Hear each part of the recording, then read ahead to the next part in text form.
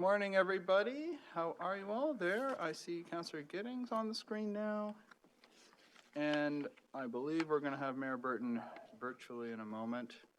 I see Councillor Palmer, so we do have quorum. We have a busy agenda of lots and lots of slides of staff presentations to go through. So I hope you're ready and that you've got yourself set with your cup of coffee and everything else. So before we go any further, I just want to check, do we have regrets from any of the committee members? I don't actually see Councillor Knoll on screen here. There he is. Okay. He is there, yeah. Okay, so I believe that Mayor Burton is going to be with us momentarily. Are there any declarations of pecuniary interest? I see none. We don't have any consent items or confidential consent items, but we do have a very lengthy 2022 operating and capital budget commissioner presentation set to go through. And Jonathan, are you going to start us off this morning? And I wondered if you could update us on the impact to our overall tax situation with respect to the region's current plan. Good morning, members of the committee, and through you, Chair Adams. Yes, we do have a brief update. The region of Halton provided their budget overview recently, and in the slides that we'd provided to you earlier, we'd expected that their increase would come in at 2%. It now looks like that their increase is expected to be approximately 2.2%, which raises the overall from 1.70% to 1.77%. So we just wanted to provide you that information this morning before we kick off today's presentations. Great. I don't think there's any other questions on that, but I wanted to make sure that everyone was aware of the change from the region.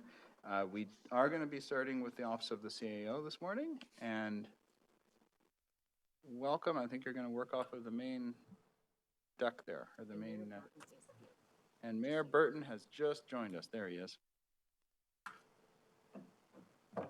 Okay, welcome, and the floor is yours. Thank you. Good morning, everyone. So I'm starting off with the Office of the CAO, and this program area includes Administrative Executive Management, which covers off the Office of the CAO and the Commissioners, and the Strategy, Policy, and Communications Program, which in addition to the items noted in its title includes Service Oakville and Strategic Initiatives. I will note that this department was temporarily split into two departments for a one-year period in 2021. The Strategic Initiatives and Communications Department focused on the Digital Oakville Plan and the customer experience. And the Corporate Strategy and Economic Development Department focused on diversity and inclusion and climate action. And now that those initiatives are well underway, the department is coming back together, and economic development is moving into the Community Development Commission and will be part of that presentation. When we look at the proportion of the CAO's office budget in relation to the rest, we are quite small. We round up to 2% of the gross operating budget and just under 3% of the net operating budget.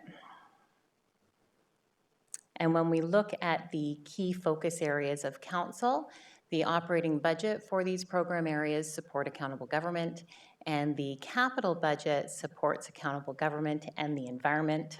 And I'll be walking through some of those initiatives later in this presentation. I wanted to share a sampling of some of the 2021 accomplishments. In particular, I wanted to flag our partnership with the Canadian Centre for Diversity and Inclusion on the development of a multi-year action plan. You will see that action plan next year. This year, we spent a significant amount of time on extensive public consultation, a full review of our policies and procedures, and a maturity assessment of our organization. And that work will continue into next year. We delivered the 2021 Digital Oakville Plan that outlined our work in the areas of achieving a connected community through online services, data and partnership, and digital infrastructure. And many of the achievements in this plan will be shared in the Commission presentations to follow.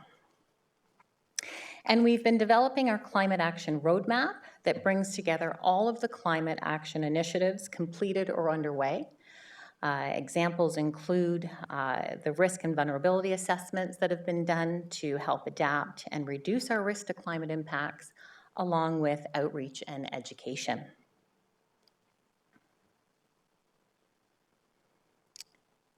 In looking at our key program outcomes, you will see that the number of visitors in our social media outreach has been increasing over the last several years. This is not unexpected, it's what we want to see and is reflective of our maturing online presence. I will note, as people shift more to online, it will change how our users use our other channels. And so when you look at the percentage of calls answered in 30 seconds, 80% of the time with Service Oakville, you will see that that number has been decreasing over the last few years. And this is not entirely unexpected. It's due to a variety of factors, but primarily it's as people get their easy answers online, it leaves the more complex, challenging calls for the call center. So one of our other performance measures shows that the length of our calls has been steadily increasing over the last several years.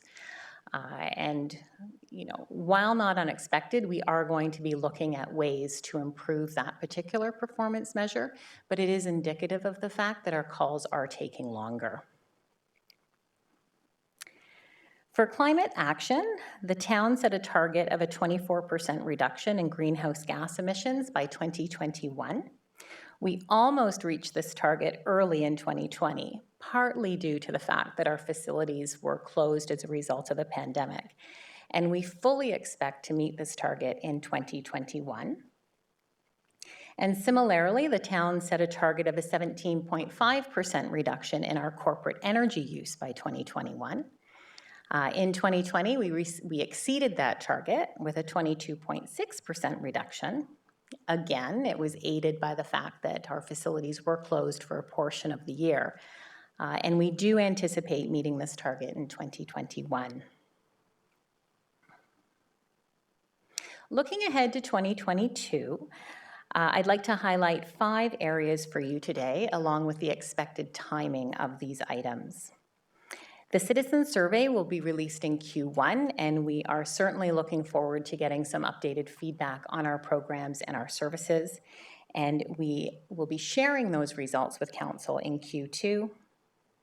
The Climate Action Roadmap will be presented to Council in Q1 and pulls together our corporate and department efforts. The roadmap will help focus our work and better communicate the high-level areas that are to be addressed to tackle climate action in the areas of mitigation, adaptation, the natural environment, and along with some foundational supports. In the second quarter, Council will see a 4-year Digital Oakville plan that will show where we're headed in the areas of online services, data and partnership, and digital infrastructure. It will include things like an online tax information, single payment solution, and identity and access management, just to name a few of the areas being focused on. On the diversity and inclusion front, we are set to launch an employee survey in the new year, and Council can expect an update on that multi-year action plan that I referenced in Q3. And I do know there is interest in the Oakville.ca website rebuild. This has been a multi-year project that is now ready for the build and implementation phase. In 2022, we are focused on a new platform and updated content and making sure the online experience is an easy self-serve option for our users.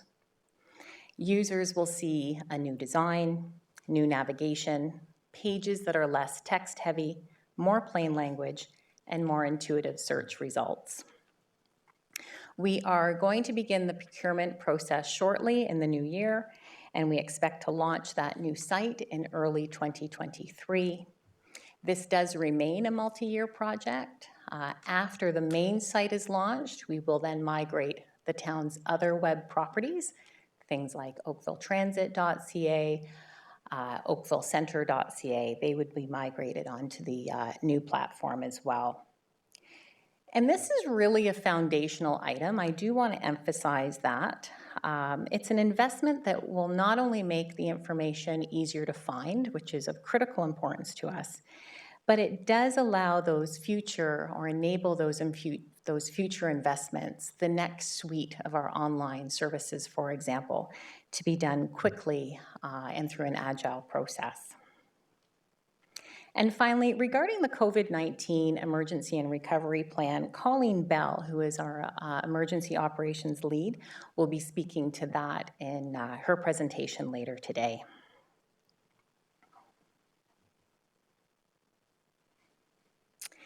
So these pie charts show both the gross and net operating budgets and show that these programs are almost exclusively tax supported with very minimal revenue.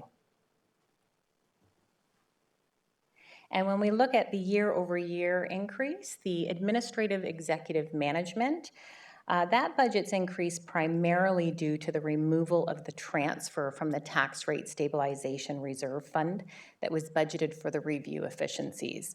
John Vanderheyden mentioned that last week in his presentation. If you recall the slide with the red text, those savings have now been found, and so that's been removed from this budget here. If you were to exclude that amount, the increase in 2022 is 1.5%, so much smaller, and that includes some personnel services and benefits adjustments, as well as additional funding for the audit program. Looking at the strategy, policy, and communications year-over-year increase, those adjustments are the result of inflation, adjustments to personnel services and benefits, some increased professional fees for corporate strategy, and promotion expenses for climate action. Moving to the capital budget, again, this is just a very small sliver of the overall capital budget at 1%. And there are a few points that I would like to highlight today, building on what I've just shared earlier about our 2022 key initiatives. So funding is being requested for a proposed innovation fund that would allow us to learn from the business community and explore new solutions that will help us challenge the status quo. We are looking for funding to develop a data management plan to ensure that our data is effectively and appropriately managed, that our processes are efficient and compliant, and that our data is accessible, used, understood, and trusted. We have planned upgrades to our customer relationship management system that would allow for even more self-serve options. And regarding climate action, $50,000 is requested for Future Energy Oakville, which represents the town's financial contribution to that organization's startup efforts. And the $255,000 for the district energy feasibility study. That amount is expected to be offset significantly by grants and other contributions. The town's amount is $40,000, but we have put a placeholder in there for the full cost, but we do anticipate that the town's proportion of that funding would be significantly less. So on that note, that concludes my presentation, and I would be happy to answer any questions. Thanks very much, Julia. Are there questions from members of the committee? I don't have a full screen here. I see Councillor Lischina.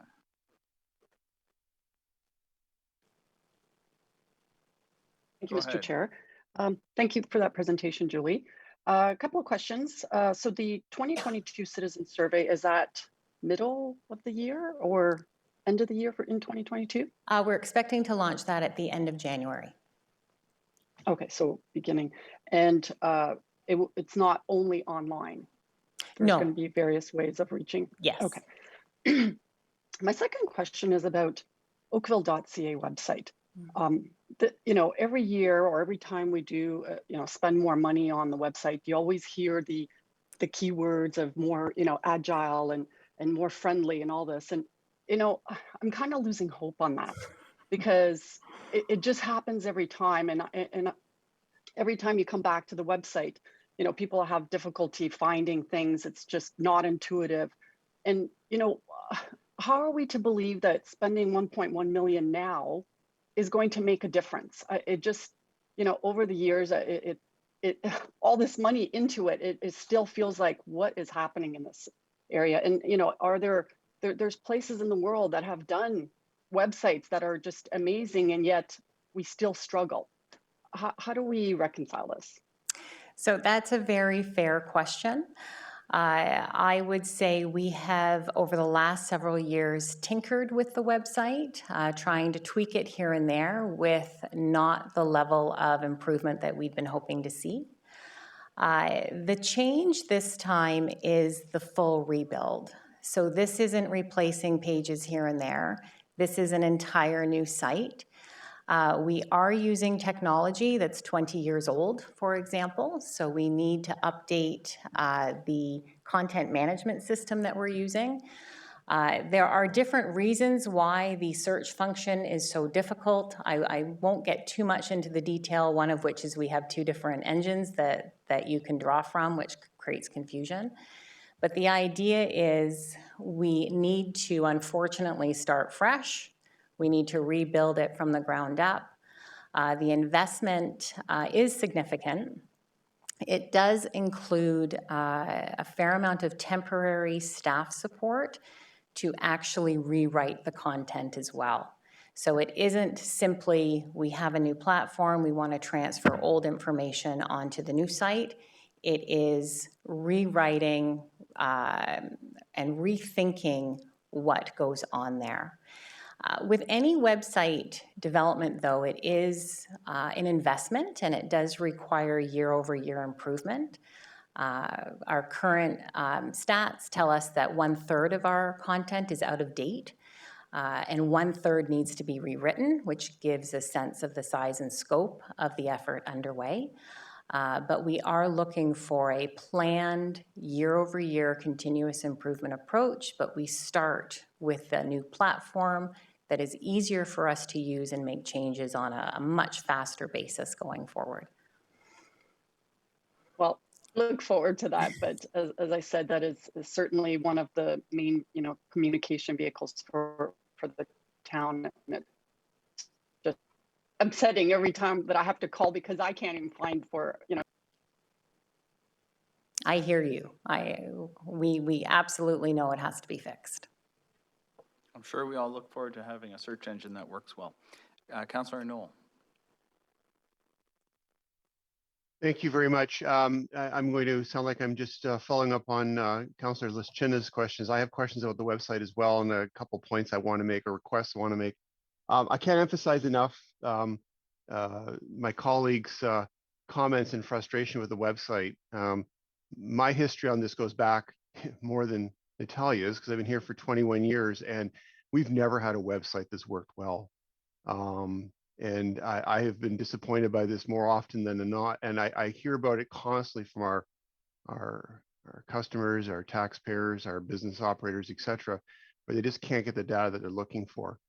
I see the placeholder. I'm not going to object to the amount of money. It's a lot of money, but I do know that good web development costs a lot of money. So this isn't as much a financial question as is a request that as much as councillors shouldn't be micromanaging or sitting in the weeds trying to play technician on an ex parte basis, but I would like to get a report back at some point outside the budget process on the web development process sooner than later, so we have an understanding of what's going on. It's enough is enough. We went through this with the library.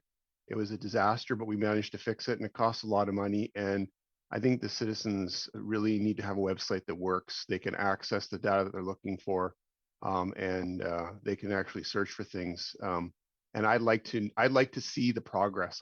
As a counselor, I would like to see where we are exactly, so that we can monitor this progress. Because since it all basically is egg largely on the faces of counselors when we're at our meetings and in the public, and people are saying like, I tried, you know, you told me to go and find this on the website and it's not there. I can't find it. I've searched for days. So that's one request. And the second piece is, can you let me know, is there any plans on, I know we had a bad experience with an app at some point where a provider went out of business. or failed to provide service. I'm not exactly sure what happened to that app that we had. Is there any plans on reintroducing an app? More and more end users are relying on actual native apps on their devices to access data. App-enabled websites or mobile-enabled websites are not necessarily the way that consumers seem to want to access information. So is there any plans on reintroducing an app-based information portal to our communications quiver of tools here? I'll have to confirm that. I'm not entirely sure off the top of my head, but I will get back to council with an answer to that. And what about the fulsome report for Absolutely. council? Absolutely. And when do you think we could expect that? Why don't I give thought to the implementation process throughout the year? The procurement is going out in January. We expect it would take approximately 10 months to implement this, and we can put in key milestone points to come back to council with an update on. Would it not be, is it not acceptable or is it not appropriate that council be consulted before you go to request for proposals so that we can actually have some input going into this and maybe share some of our own experiences? So I will share, we did extensive consultation on this with the community. But why don't I take this back to look at what we can share with council and see what type of input could be provided.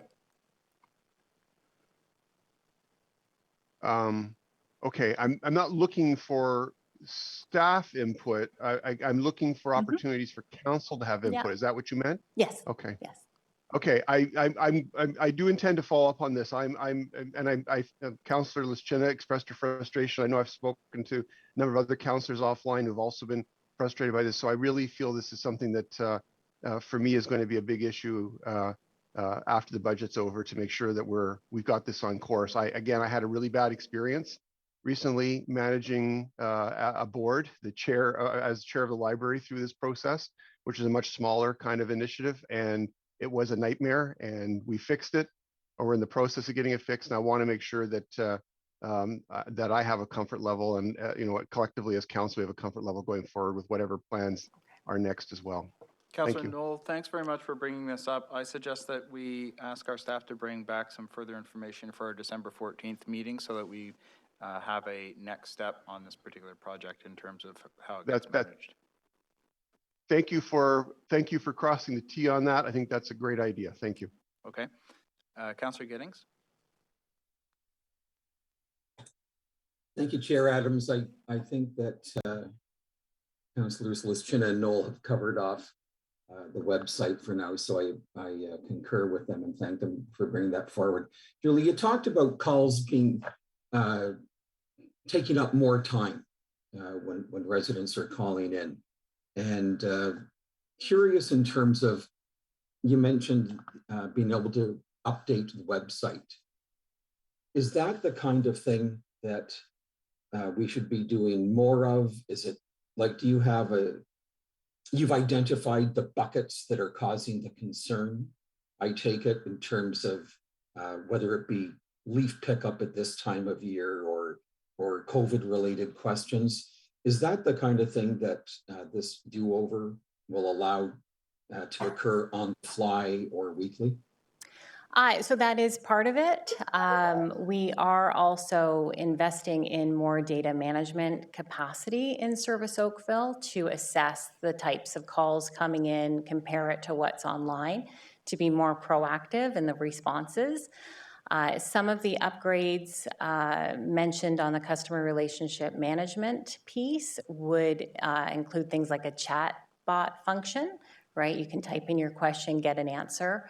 But a big component of it is, you're correct, is we need to get very quick, accurate information out onto both our website and our social media channels so that people can get what they need quickly and not have to call in, would be the ideal.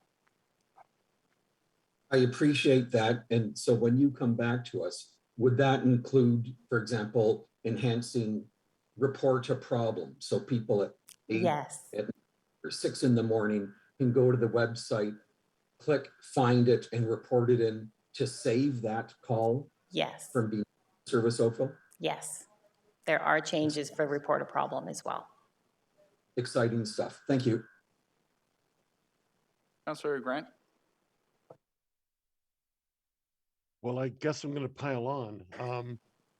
During my day, I often use the library app, the Halton Police app, and the Oakville Transit app.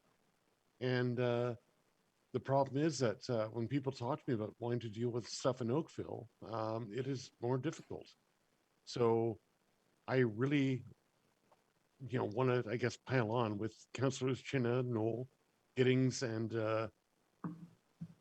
Councillor Adams about the fact that we need to have our app ready, and the fact as well that Councillor Knoll brought up, the search function. For years now, we have been asking for proper search functioning to at least get to some information on our website. And we've had people in my area who want to see what the Committee of Adjustment is doing, but we can't find that because it's not part of the search function. So we really, really need to get that set, because if you want us to start taking requests away from the whole idea of these people calling in or calling counselors, if I tell somebody that you can find the information, I want to know that I can find the information too to help them out, and we can't do that right now, and that really bothers me. So that's all I got to say. And yeah, piling on everybody else. Sorry about that. Okay, thanks, Councillor Chisholm.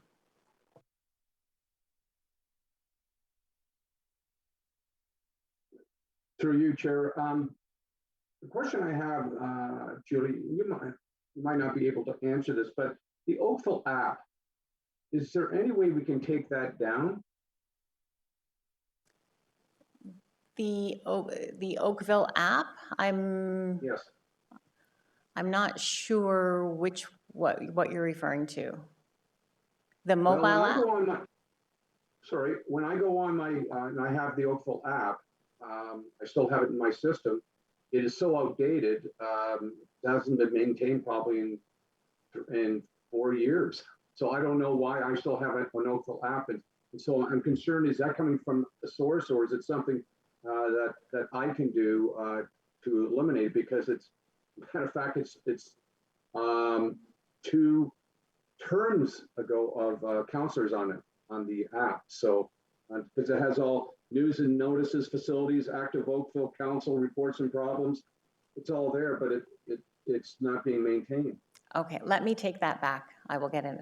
I'll respond back on that. Thank you. Councillor Howsett-Thiel? Thank you, Chair Knoll. I concur with everybody's comments on the website. Thank you for all raising them. I just wanted to shift a bit to climate action. I looked at one of the KPIs, which is the Air Quality Health Index for Oakville. And I'm just wanting to understand better how this budget will help us improve the air quality and make real progress on in that area. And in particular around the data in which air quality is the data we have to access and measure improvements. For example, we used to have a Clarkson Airshed study that gave us really key information. Is there anything in the plan that will not only measure more, give us greater measurement and insight, but make a fundamental difference? I'm going to just refer that to my colleague, Dorothy St. George, to answer that one, if you don't mind.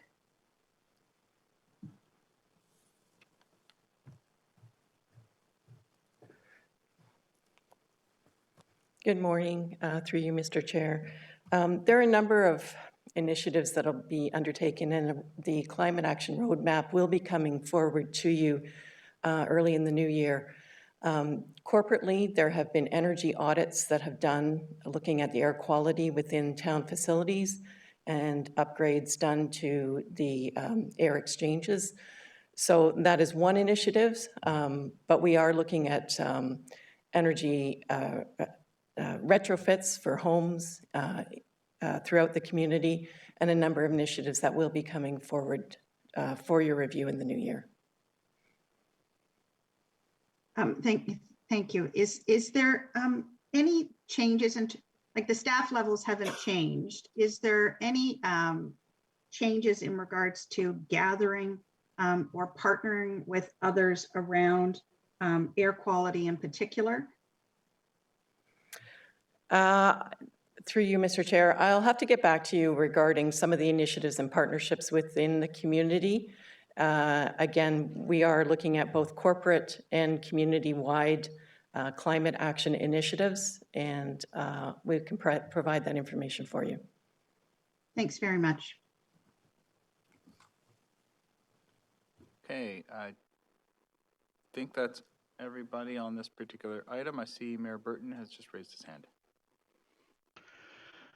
Thank you, Mr. Chair. I just want to know if the committee and the members of council who are joining us have an appetite for asking staff to pursue adding a feature that I've seen on other cities around the world that seems to work pretty well, where basically artificial intelligence in the this chat bot that was mentioned. There are cities and companies, for that matter, using artificial intelligence-driven chatbots to help you find what you want and try to make your digital experience faster and more efficient. And is that something that the committee and the councilors here would like to see pursued, or is that more than we need? And also, I do hear some feedback out in the public about different companies' efforts at chatbots. They can be more annoying than they are helpful. So, my conclusion is, if you're going to do it, you got to do that. That's when you got to do really well. I think that's getting it, in my opinion, that's getting into the weeds, but I think it goes back to Councillor Knoll's desire to be consulted on the web redevelopment project, because I think that's an element worthy of discussion, and I'm not sure I have an opinion on it as to whether it ought to be included or not at this point. I apologize for going to the weed patch. Councillor Knoll, I see you're returning to answer this question, I suspect. Yeah, I love weeds. I'll just be brief. I think that counselor, sorry, I demoted you. I think the mayor's idea is certainly something worthy of exploration, but I think it needs to be done in the totality of an overall review and report to council. I hate to add anything more to this until we know we've got the basics done first. Chatbots can be quite useful, particularly for after hours, ease of access to service. My concern is that you can't have a good chatbot. You can't provide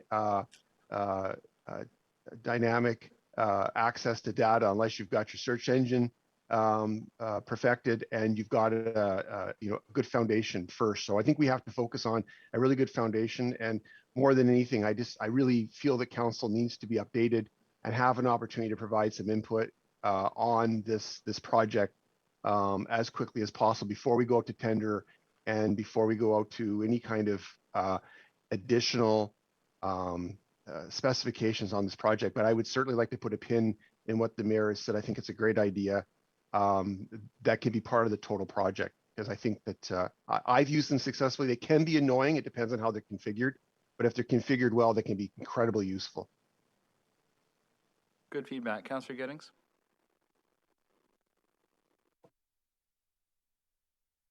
And this is the point where we all get to say you're on mute. I realize that nobody seemed to mind.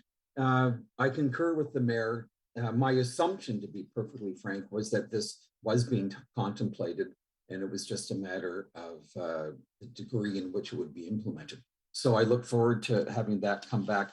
And my assumption as well is that our after hours reporting line that I use fairly often could well be served by something like this as well. I think it would save a lot of frustration. Thanks.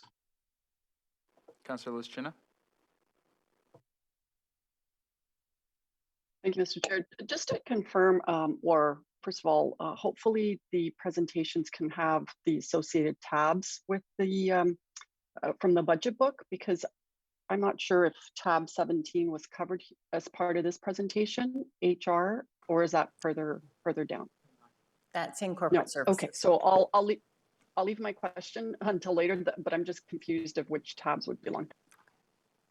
HR is next. I think we may have satisfied ourselves on this component of our morning. Thank you very much. We will be going to corporate services next. And for those who are watching tabs, these are tabs 16 through 20 in the book.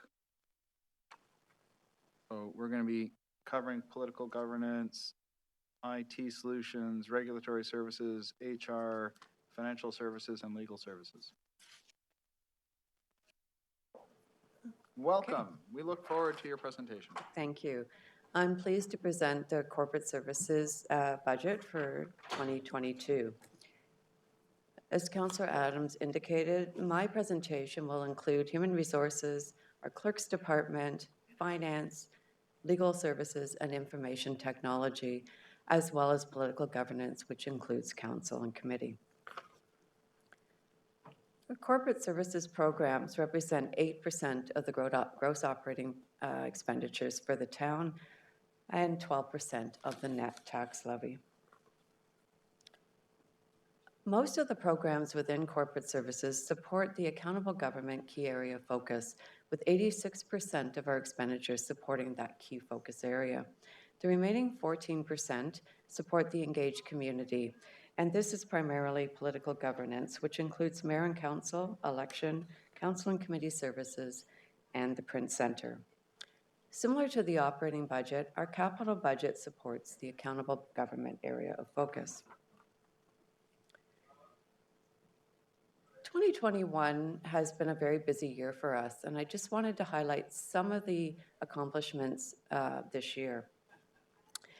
This year, our legal department spent a significant amount of time in the defense of the town's cultural heritage landscapes, including the Glen Abbey Golf Course, by preparing a vigorous case in preparation for the hearing that was to take place this past August. As well, they've continued their advocacy and representation of town interests in litigation matters and virtual tribunal hearings. We also launched eScribe this year, our new agenda management system, which replaced EAMS, which was end of life. Many of our accomplishments this year fall under the accountable government area of focus. This year, we worked with MPAC to add over $1 billion in valuation growth to our assessment base. This put us at 94% of our targeted assessment growth. Many municipalities struggled to add new assessment to the base this year because of COVID. We were able to implement a curbside pickup with MPAC, which allowed us to continue on with our regular work. We also updated our bylaw this year, our development charge bylaw, to ensure that we continue to maximize our collections for growth. And this new bylaw accounted for the changes under Bill 108 to ensure that we were able to collect 100% of our growth-related costs for soft services such as parks and recreation.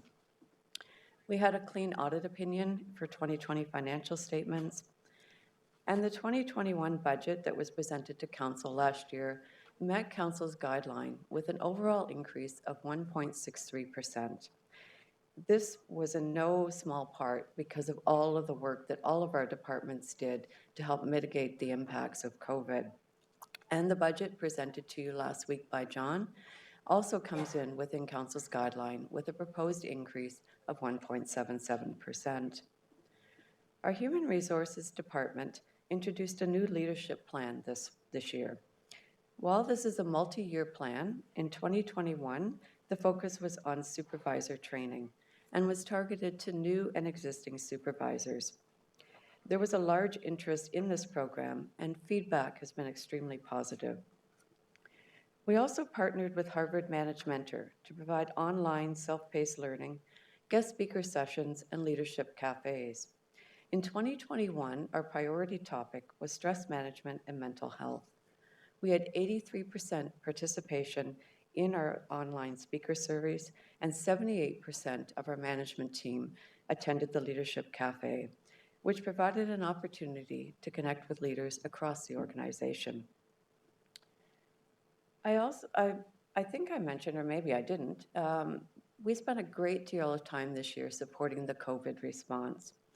This year, we introduced a tax assistance program, which was targeted to people most in need and most impacted by the pandemic. We had over 200 applicants to that process.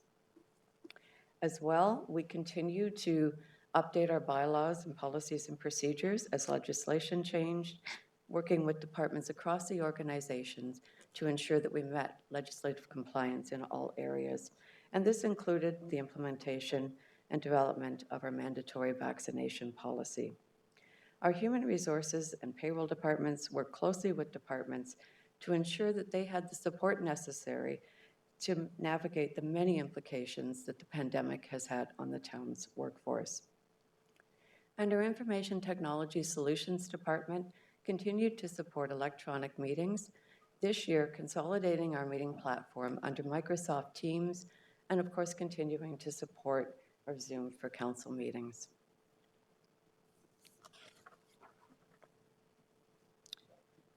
These are some of the sample program outcomes that can be found in our budget documents. Our meetings in open session this year are at 94.6%. I mentioned that we had a clean audit for our 2020 financial statements. Last week when John Vanderheiden presented the budget, he indicated that our reserves are healthy. Our stabilization reserves currently sit at 26% of own source revenues, well above the minimum recommended by the Government Finance Officers Association. And the provincial debt limit for debt servicing is 25%. Our town policy is 12%. We are currently sitting well below that target at 4% for our debt service ratio. Our network availability this year sits at 99.7%. And of those who participated in our Oakville Learns program, 94% reported increased learning.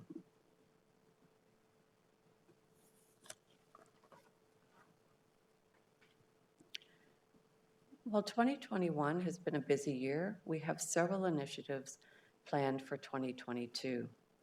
We are working with the region to undertake analysis on a vacant home tax and small business subclass. This work will be completed by the end of next year, and the expectation is that it will be reported back to Regional Council in the first quarter of next year.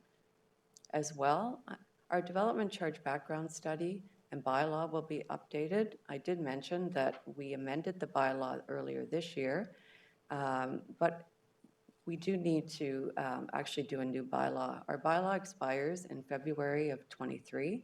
As well, the transition period under Bill 197 ends in September of 2022. To ensure that we can collect the maximum development charges and funding for growth, we will be undertaking a technical update of the development charge background study.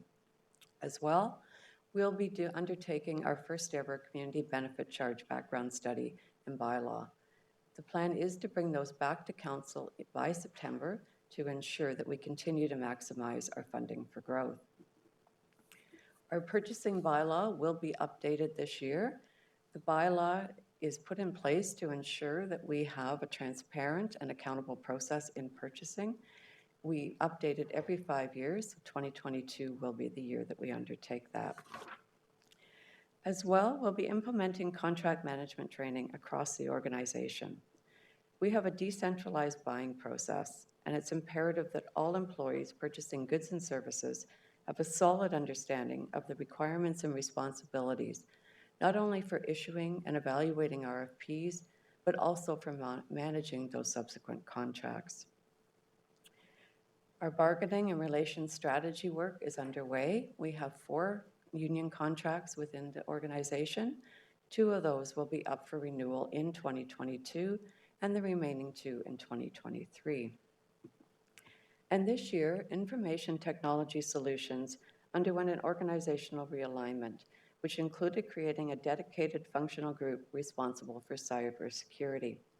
For 2022, the focus will be on the creation of a cybersecurity risk mitigation strategy, including goals, KPIs, and projects to mitigate our risk.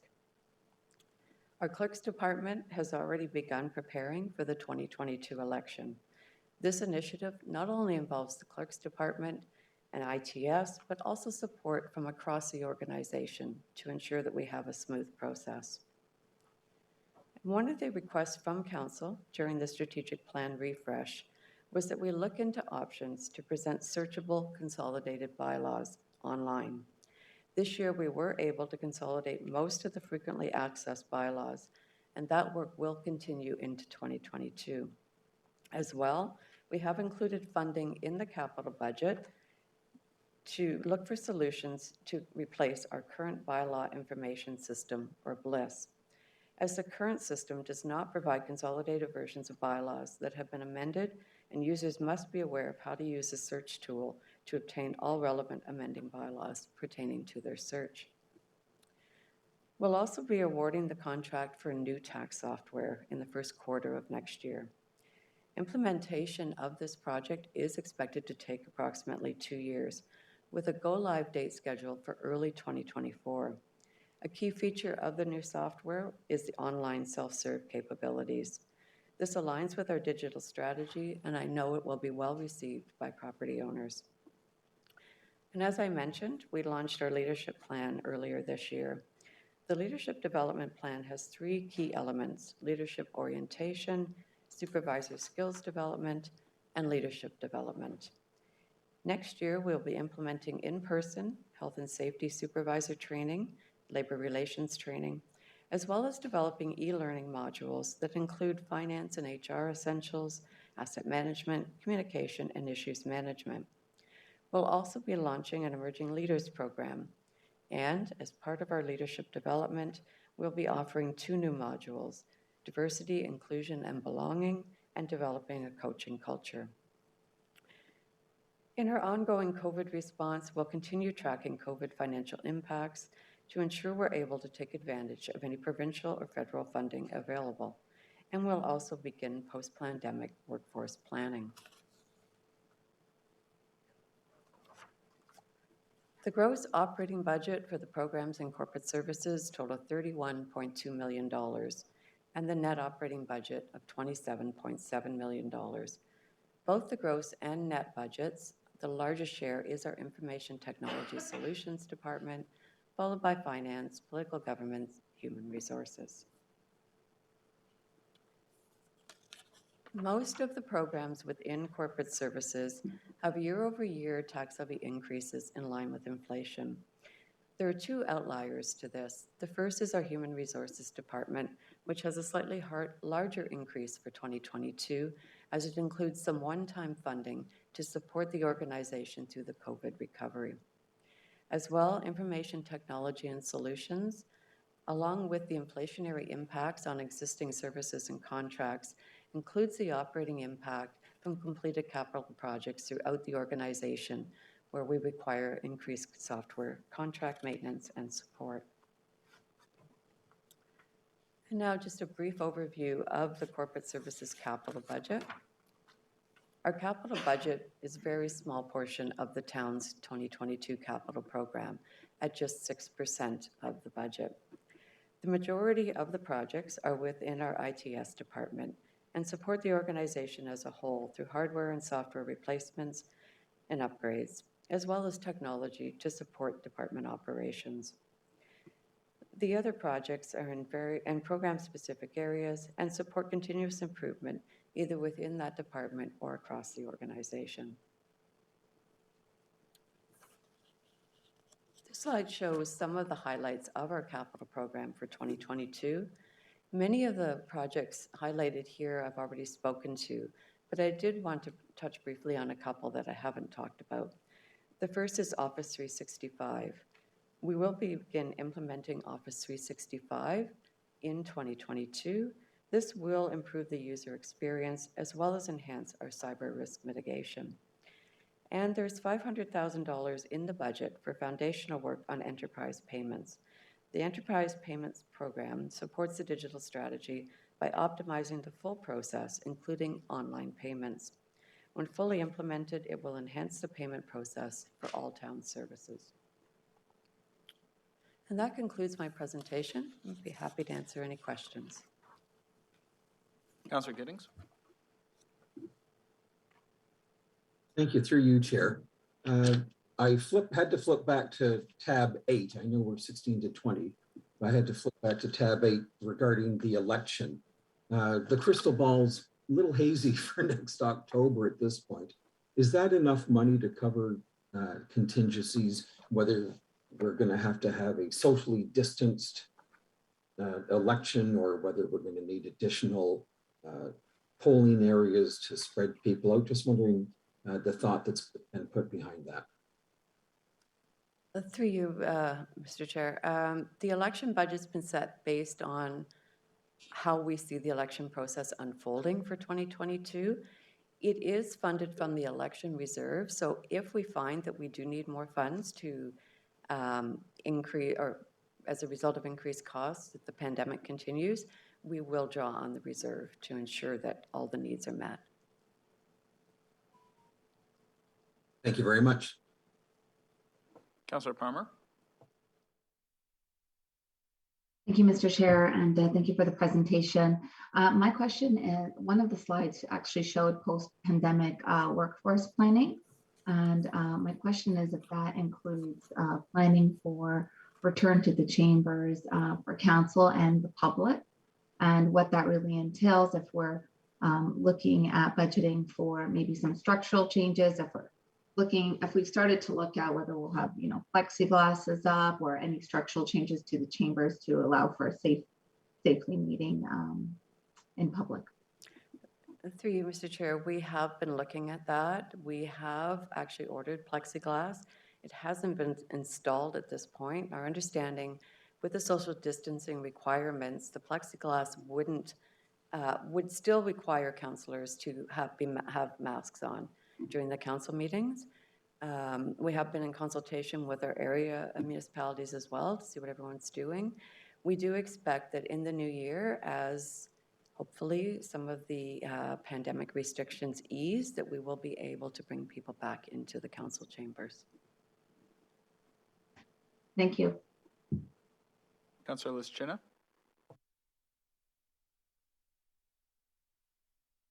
Thank you very much for the presentation, Nancy. Couple of questions. The first one about HR, just looking at the KPIs, the average days per short-term disability have increased a number of percent. Does this include COVID-related absences, or was there something in particular that happened in 2021 to increase it by 4% almost? I'll try to answer, and actually Susan Ashmore, our acting director of HR, can jump in with more information. We have seen our disability claims go up and the length of time people are off longer. Some of it is the pandemic, mental health issues, the stress people are feeling, and we are managing it. That's one of the reasons that we've added additional resources temporarily in the budget for next year to support the organization in managing those claims. And Susan, did you have any additional information? Through you, Mr. Chair, the only thing I would add is it does include pandemic-related illnesses. So there was an increase, obviously, this year with people being off with time away from work. Thank you. Okay. And my next question is about the, sorry, can I continue? Go ahead. Oh, okay. Regarding the ITS department and the cybersecurity plan, we all know that cyber breaches are much more common and can be very costly. So my question about the cybersecurity plan, are we doing this as a standalone, or are we working with the region and our other, Halton municipality partners to really, try to sort of leverage everybody's input and expertise in this, or again, I mean, hopefully we're not an island here. Through you, Mr. Chair, we will be looking at best practices across the organizations.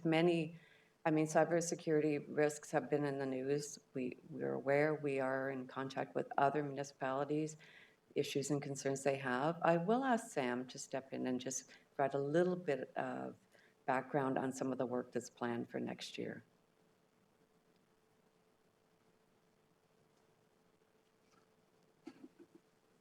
Good morning. Through you, Mr. Chair. That's an excellent question.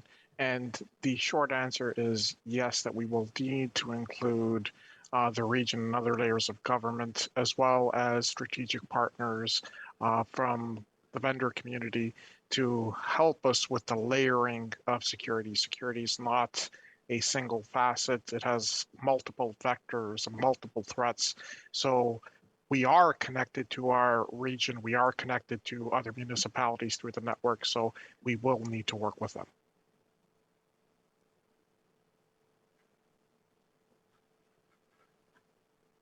Councillor, is that a sufficient answer for you? Do you have any other questions? Okay. Councillor Palmer? Sorry, no questions. I'll put my hand down. Okay. Councillor House-Thiel? Thank you, Chair Adams.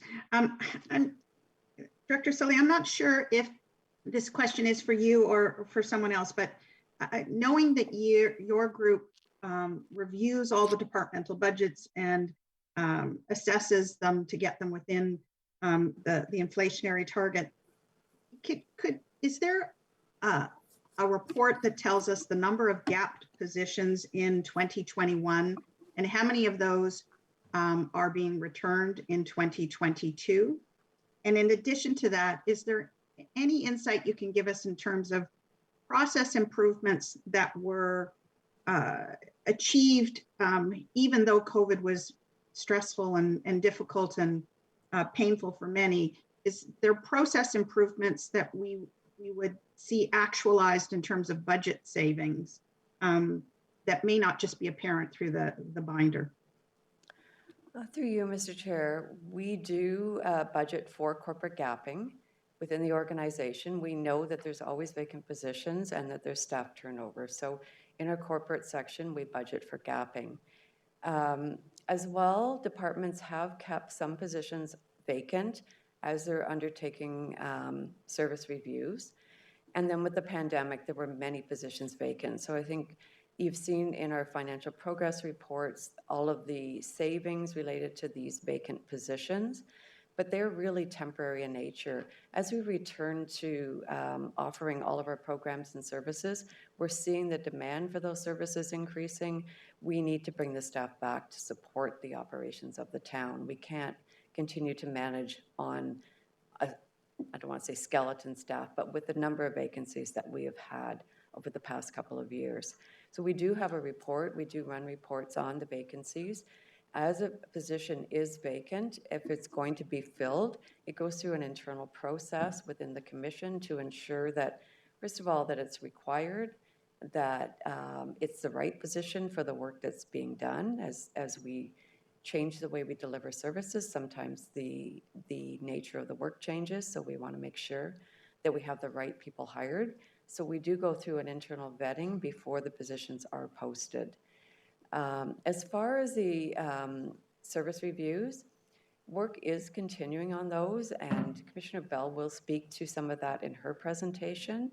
We did embed some savings in anticipation of efficiencies for 2022 in last year's budget. That was that $650,000 in stabilization funding that Julie mentioned has come out of the administrative executive management budget. And now those efficiencies are within the organization. Work on these service reviews will continue into next year, and we do anticipate seeing more savings as we go forward. Part of the struggle as we move to more digital and online, there's still a lot of support beneath the surface that has to happen within the organization. And we're trying to balance out ensuring that when something goes online and we have that self-service, that it's running efficiently so that the end user sees the benefit of it. So it is still requiring staff to keep that process going, but it's something that we're reviewing on an ongoing basis. So thank you for that explanation. So if I wanted to understand the number of gap positions by department, is that in a financial report that I need to just go back and look at, or is, because I've looked at the FTE, I've looked at the individuals, I'm just trying to get a flavor for, so how much was gapped last year versus what may be gapped this year and or not gapped at all? Through you, Mr. Chair, I'm not sure that we have reported that to council. We have shown the savings resulting from all the vacant positions. We are going to be bringing the third quarter report to council in December, and we can add a chart in there with the gap positions so that council can see them. Thanks very much. Okay. Councillor Hazlitt-Thiel, I know that we have in the past had that kind of report with the gap positions by department area. So it's not hidden, it's not information that we couldn't receive if we wanted to. And as staff said, they'll provide that kind of report at outside of this process. Is that sufficient? Okay, I think we have, sorry, Councillor, I think you're on mute. Yeah, so I guess my follow-up to that is, when you say outside of this process, so is it not possible to get it as part of this process? Through you, Mr. Chair, we can provide it as part of this process. We could report back in time for deliberations. My original thought was to put it in the quarterly report that would be on the December agenda for council. But if you would prefer, we can bring it back to the committee. We can. I'll leave it to. We can access that information. We have accessed that information through the budget process in previous years, so it wouldn't be unheard of for us to do that. The information is there. It's just whether you want to see it or not. And so it's up to the committee members as to whether they would find that useful. Mayor Burton? Yeah, thanks. I thought maybe I should add, for the public's benefit, for the committee or the council to manage gapping, we've never been able to do that because it's impossible to forecast when a position might become vacant due to somebody leaving for another job or whatever. We've traditionally found best results by leaving the management of gapping to management. And I'm actually, as a longtime businessman of a television network, I'm having trouble understanding how the board of directors would, what they could possibly do with that information. But it is available, so we'll get it for the councillor. Okay, Councillor Hazlitt-Thiel, you still have your hand up. Do you still have questions, or are you done? I just as a follow-up, I have no intention of trying to manage the gaps. It's trying to understand staff levels, because they do drive budgetary costs. And as a human resources professional, perhaps I'm a little bit more focused on understanding the FTEs and the gaps. Absolutely, totally agree with you, Mayor Burton. It is management's responsibility to figure out what we need and how we need it in terms of delivering on the deliverables. I just wanted to understand the magnitude of gaps, because they could affect service levels, they will affect service levels, as well as potential future budgets. So thank you for your patience for my question. Thank you. Okay, well, we tell you what, we will ask our staff to pull the information for us. We have in the past asked for the information for the purpose of understanding just how much gapping is being budgeted for, not that we're necessarily managing it ourselves. In terms of the FTEs, the information is in the appendix of the budget book in terms of our staff complement by area or by group department.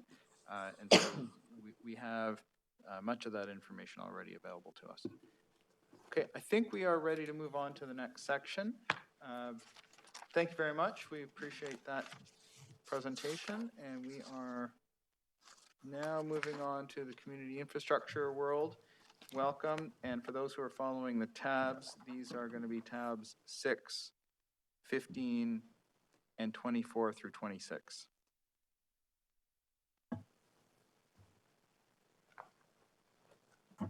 The floor is yours. Thank you. The Community Infrastructure Commission is a new commission formed this year. Our mandate is to provide safe and sustainable transportation, stormwater, and natural infrastructure for town of Oakville. Within the commission, we have 5 program areas spanning across 4 departments. That includes Oakville Transit, Roads and Works, Transportation Engineering, and Corporate Asset Management.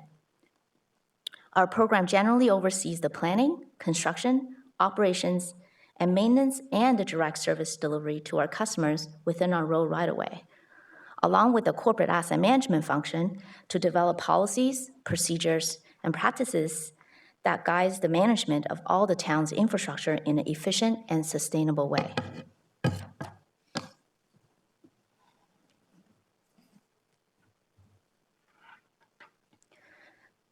Community Infrastructure Commission has 23% of the overall corporate gross operating budget and 26% of the net operating budget at $58 million.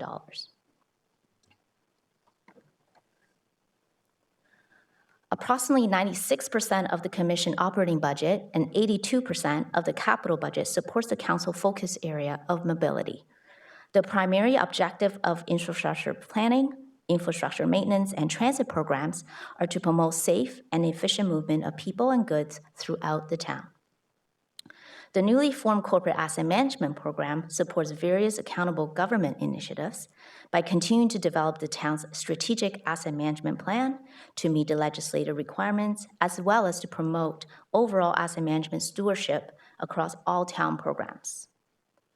The $22.9 million in environmental capital initiatives represent projects to transform the town's transit fleet to electric, as well as various stormwater and creek erosion works.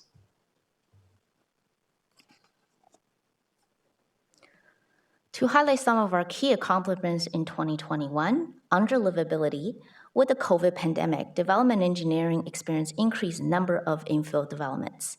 With the development engineering, which is the DENCH permit, we are already at 119% of the whole 2019 years of October. That is similar to our DESP, which is development engineering site plans, is also at a record high. Further to enhance our customer experience, the loose leaf tracker allows residents to follow our collection progress, and the transit system upgrade in the back end did enhance the reliability and accuracy of the automated bus travel times. Under the environmental focus area, one of our biggest projects is the electrification of the transit fleet. There are many, many steps in this multi-year program, and this year we completed the needs assessment and are currently working on the procurement of the energy infrastructure to support the new fleet. We also continue with studies and capital works related to flood mitigation.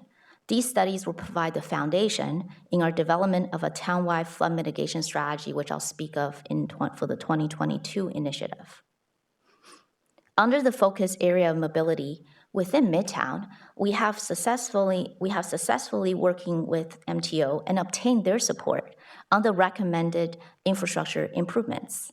Now the question is just how it will be funded, and staff is working actively with MTO on that front. COVID pandemic had a significant impact to our transit services. We have taken a very measured approach in the return of service, and looking back to the beginning of the year, our ridership was only 19%. We have now steadily increased to approximately 50% of ridership compared to pre-pandemic levels, which is on par with most other GTHA transit agencies.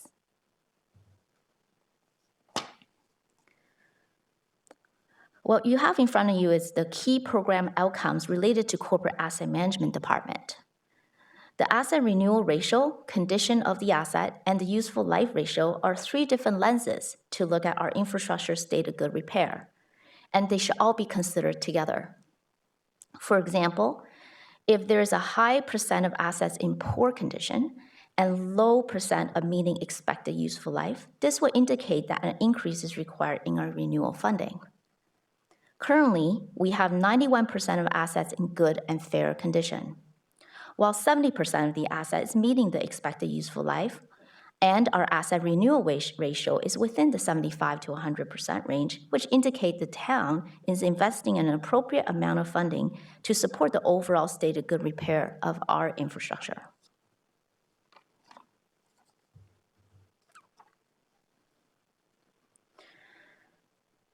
As expected, we see a decline in the transit ridership per capita due to pandemic, but we continue to meet on-time performance targets. For the development applications, as I mentioned earlier, we are experiencing higher than normal volumes. We are looking at mitigating opportunities through temporary staffing to work through the backlog. Also, as part of our 2022 initiative, we are embarking on a review of our overall development engineering application permit process to look for efficiencies and streamlines, and to improve our overall customer experience. The town active transportation master plan that was approved estimated $48 million worth of improvements. Since the approval in 2018, $4 million worth of work has been completed. And within 2021, 19.2 kilometers of AT infrastructure was implemented.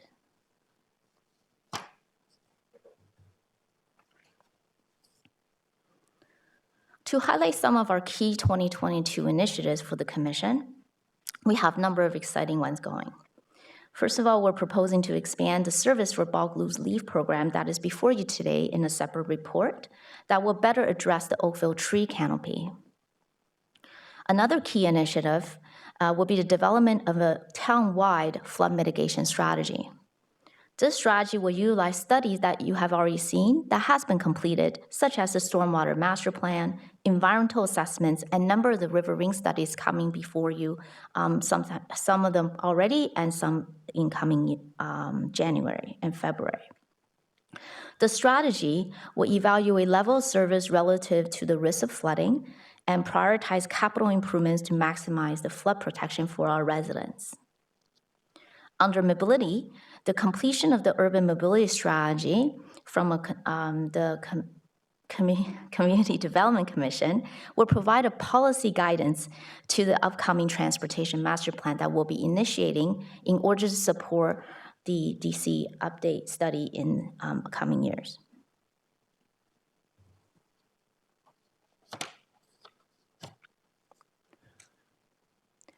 The total Community Infrastructure Commission's gross operating budget is $85.9 million, with the largest program being Oakville Transit and infrastructure maintenance making up over 87% of the overall budget. The net impact to the tax levy after external revenues and recoveries is $58.15 million. As approximately 90% of development services program is recovered through fees for services, further, transit and infrastructure maintenance also have quite a bit of significant revenues and recoveries that help to offset the net impact on the budget. Just to highlight, transit has a 2022 net operating budget of $29.3 million. This has accounted for the COVID impact using an average of 60% of pre-pandemic ridership level in the development of this budget. We do expect that the province and the federal funding will continue to come and will address much of the remaining shortfall as they did in 2020 and 2021.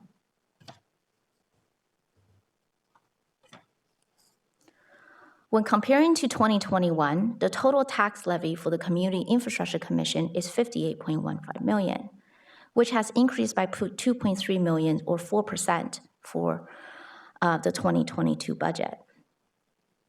The majority of program expenditure increase were due to inflation and contractual agreements. One of the continued driver of the budget, though, is the impact of COVID, which has had on transit operations, which I mentioned before. The infrastructure maintenance program included a $380,000 in growth-related costs to provide services to new communities in North Oakville, as well as an additional emergency vehicle technician to provide additional mechanical support to the fire fleet.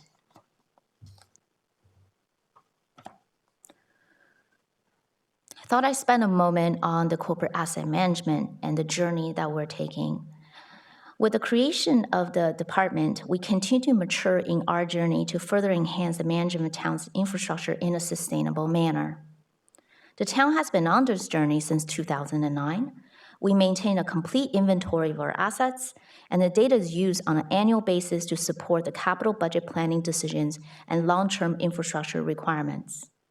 We have implemented a work order system which assists in tracking preventive maintenance and operational activities to ensure assets are all well maintained and meet the operational needs. This year, we updated our asset management policy and corporate asset management strategy, which will feed into our updated asset management plan that's required to be completed next year as per the legislation. To highlight some of the accomplishments that we completed this year, we developed a decision-making framework for the replacement of fleet. Not only based on age, but we also consider utilization levels, maintenance costs, and condition of the vehicle. This allows us to plan out the fleet replacement when it is most optimum, and that ensures the service levels are met. While risk of failure is mitigated and balanced the reserve levels at the same time. We were able to reduce the 2022 capital request by $500,000 using this criteria, and we also decreased the 10-year forecast by $2.6 million. Further, the infrastructure renewal project, we developed a risk-based prioritization tool that considers asset criticality, the project priorities such as health and safety and legislative requirements, customer impacts, and resiliency and sustainability factors. We will, though, continue to refine this model in the future year to help us with the long-term planning of our capital program. In summary, Oakville will continue to lead the asset management industry by incorporating the industry best practices. We continuously improve on internal processes and procedures. We develop evidence-based decision-making models to ensure town's infrastructure are managed in a sustainable and forward-looking way while keeping our reserve healthy to support the state of good repairs of the town's assets. So moving towards, we had two items in terms of the council reports and deferrals.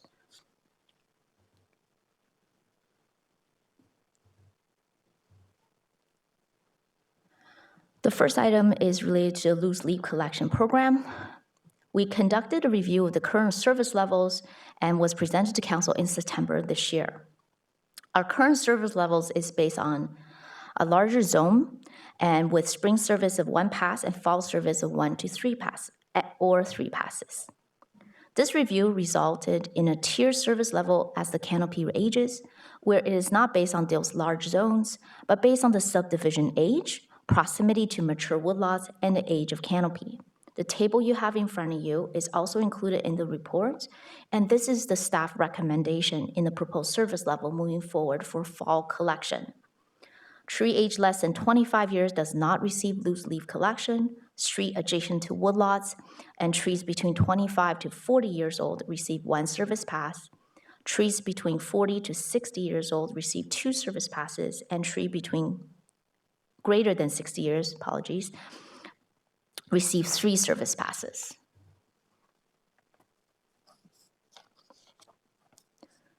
The map shows the recommended program where new service areas has been added in the red dashed line. With the removal of the spring pickup at $28,000 a year and the increased service level, the net 2022 budget impact is an increase of $2,300. While the overall 10-year impact sees an incremental increase ranging from $5,500 to $47,500, which is in the report, as each area starts to come on due to the new service levels. The current program budget for 2022 for loose leaf collection is $1.275 million per year. The recommended increase will result in an additional program budget of $181,000 by 2031, and an increase of 14.2%. The proposed program supplements the Halton Region Leaf Collection Program, addresses the growth our tree canopy, and provides a service level that's better reflected to the needs of the community.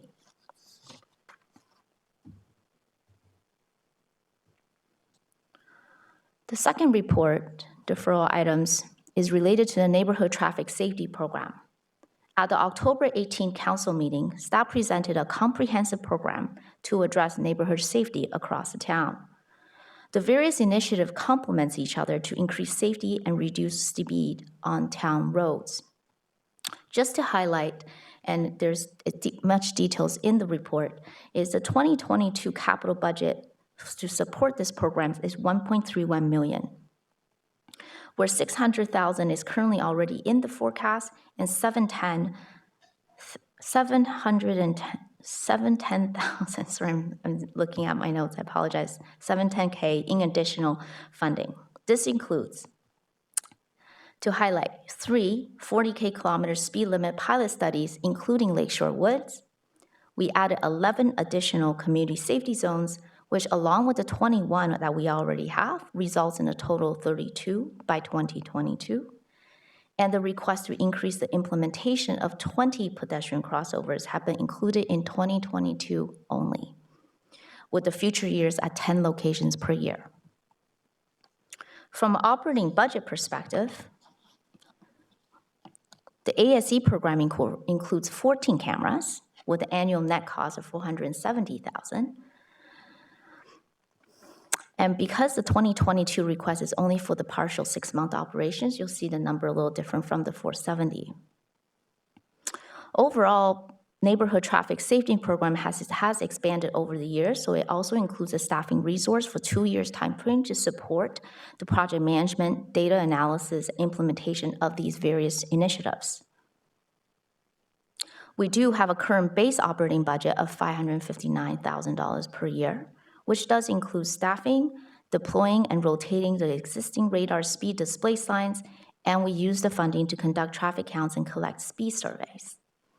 With the incremental budget proposal of $535,000, the operating budget to support this program in 2022 is approximately $1 million.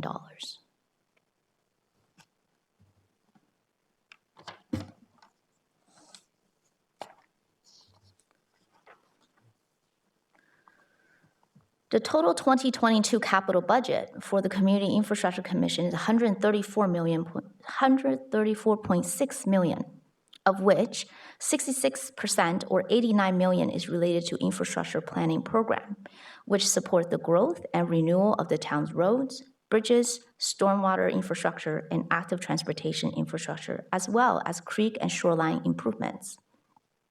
Oakville Transit represents the second largest portion with $42 million, which is 31%, which includes projects that transform the fleet to electric buses, as well as various equipment and facility infrastructure repairs.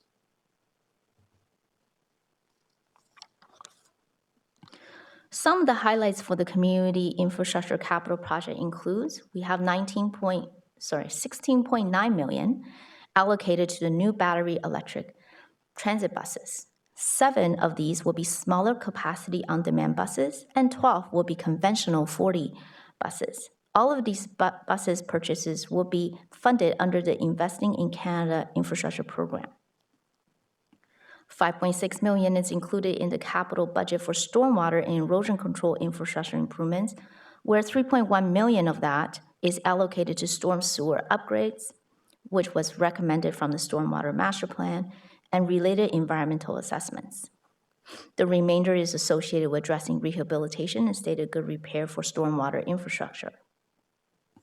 We have a variety of mobility improvements, particularly 6-line widening to include on-street bike lanes and lay-by parking and sidewalks, as well as Spear Road with on-street dedicated bike lanes.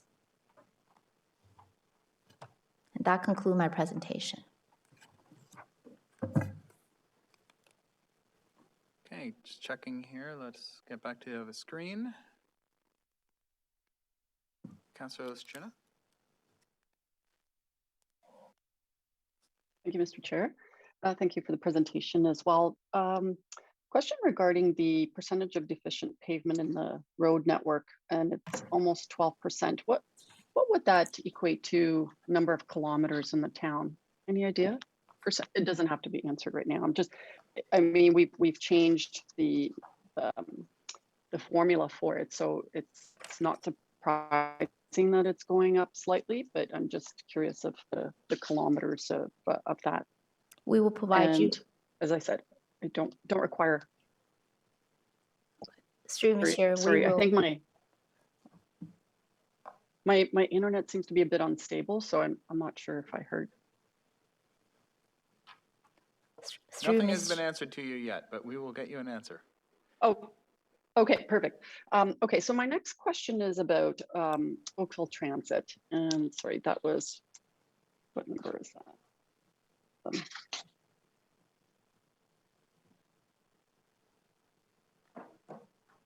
With respect to the KPI of the, hold on, what page are we on here? Yes, the annual number of public transport trips per capita. I'm obviously a lot of this has got to do with the COVID pandemic. So with respect to the safety protocols, my understanding was we haven't had any major issues with that. So that's one of the things that residents worry about is going on to public transit. The second thing is that, you know, a lot of the downtown offices where many of our residents would take the Oakville Transit down to the GO station and head into downtown Toronto, that is slowly starting to sort of recover, but really hasn't done so. So my question is just regarding the Trafalgar Road improvements. So one of the things to help ease the traffic there is we've got an extra lane, and we were talking about having the transit move smoother through that process to get the people from the north down to the south. Is that part of the Oakville Transit strategy to really improve upon that? Through Ms. Chair, I'll answer the first question related to pavement. We will report back on the kilometer of roads, denominator, numerator in the calculation of that for the key program outcome of of that particular number. The second question related to Oakville Transit, you are correct that safety has not been a concern. We were very careful in terms of all the variety of safety measures that we either ramped up or removed, and it was consistent with other agencies as well as provincial guidelines. In terms of returning to work, as per our budget, we only estimated a return average of 60% ridership. It is fairly dependent, as you mentioned, to the return to the workforce to downtown, as a lot of our ridership does hinge on the GO Transit ridership. Director Cole has been monitoring the different ridership numbers from the rider agencies very closely, so we only estimated about 60%. And we also anticipate there could be fluctuations of this return to work program or progress pending on as the COVID pandemic continue to progress. Last question related to Trafalgar Road improvement. Yes, the widening of the Trafalgar Road, one of the key features that was identified through Halton Region is to look at a dedicated bus ride, BRT, and that's in the long-term plan from a transportation perspective. The road, as you see in front of us, is mostly open and is progressing fairly well. Our transit services will continue to bring folks from the north further to the south to the GO stations and ensure that we meet the desired service levels that's required. We are speaking with the region to look at the opportunity to accelerate the progression of the BRT on Trafalgar Road to provide even a faster and more enhanced transition to bring people back onto the road, but through transit and not through their automobiles. So staff is continuing to work with Halton Region on that front as well. And further, lastly, there is a overall plan to review how do we bring transit back to normal. As you mentioned, we're only estimating 60% for next year, but staff is continuing to work on a plan to bring back the folks onto our transit and not back onto the roads. And the recovery plan for the COVID-19 will include that portion for transit recovery as well. Okay. On the question of the percent deficiency of roads, we have in the past had a table or a graph given to the committee that outlines the forecast for percent deficient over time over the 10-year forecast. Could we get that same graph? Because I think it would help council members in the budget committee understand how the reinvestment in the road resurfacing program will continue to manage that number in a reasonable way in adherence to the council's desired policy direction on it. No problem. Through you, Chair, we'll bring that back as a Okay, full great. information. Councillor Giddings. Thank you, Chair Adams. Phoebe, thanks for the presentation. For clarity, in terms of flood strategy, we heard at last council meeting, Ward 1, we've got Joshua's Creek coming in the new year, followed by Wedgwood Creek, Lower Morrison, and a few others.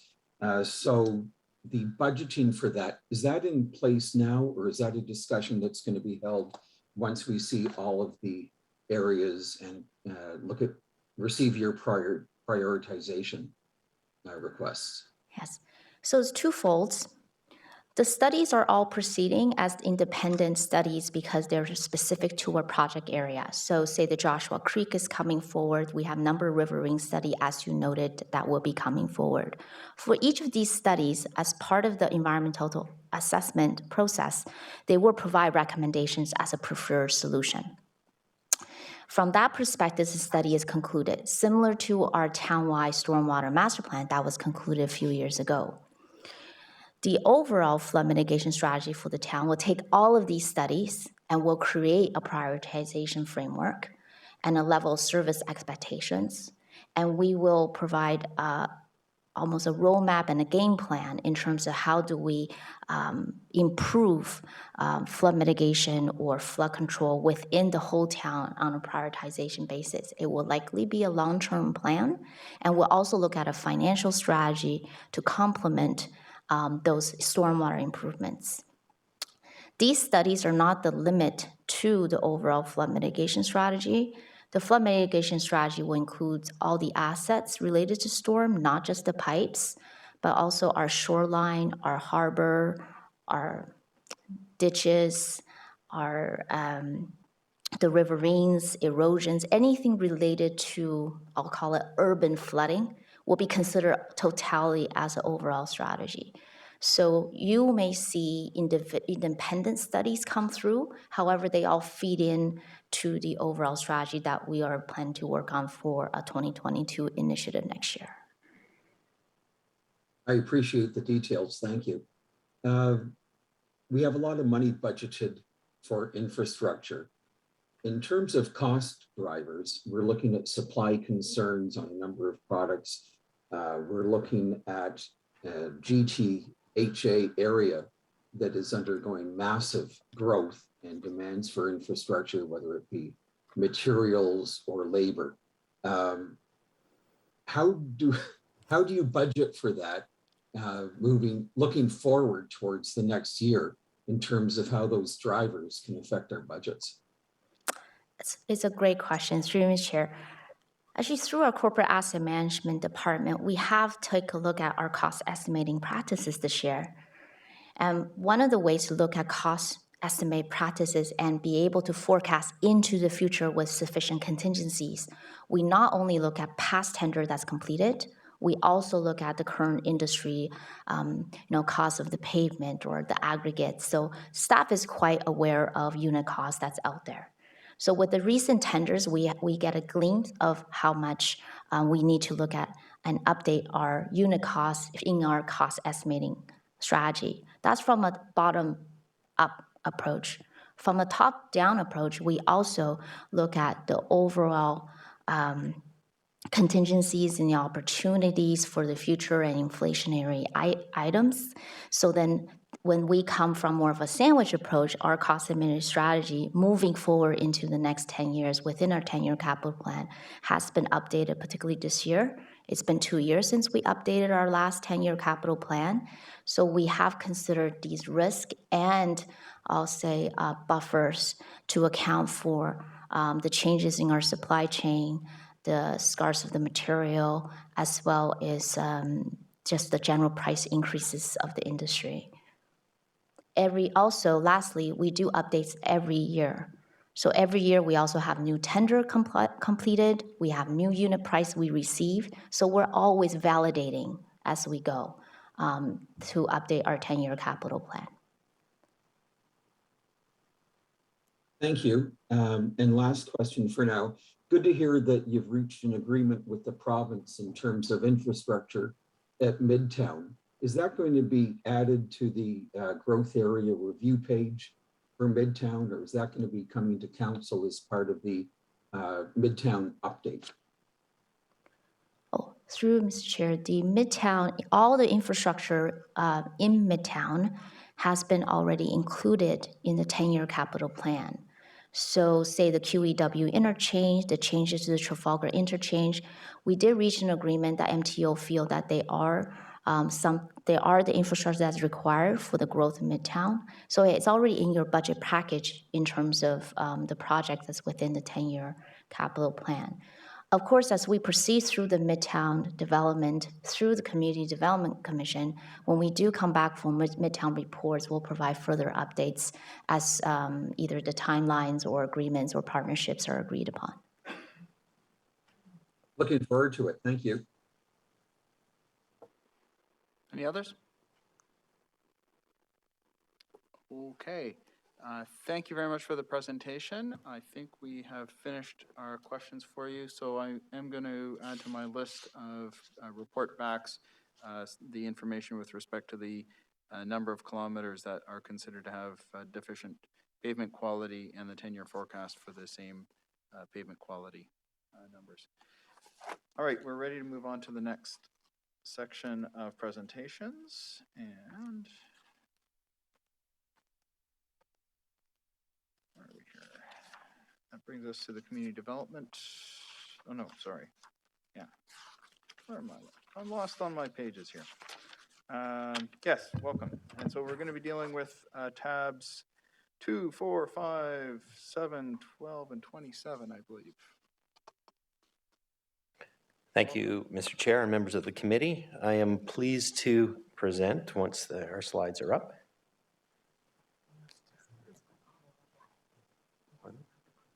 Oh, I do. This is the rookie mistake here. There we go. Thanks very much. The New Look Community Development Commission was created in 2021, and for 2022, this will include economic development starting in the early new year. CDC represents 9% of the gross budget, but with significant revenue and self-funded programs, the tax-supported net operating budget represents 3% of the overall budget.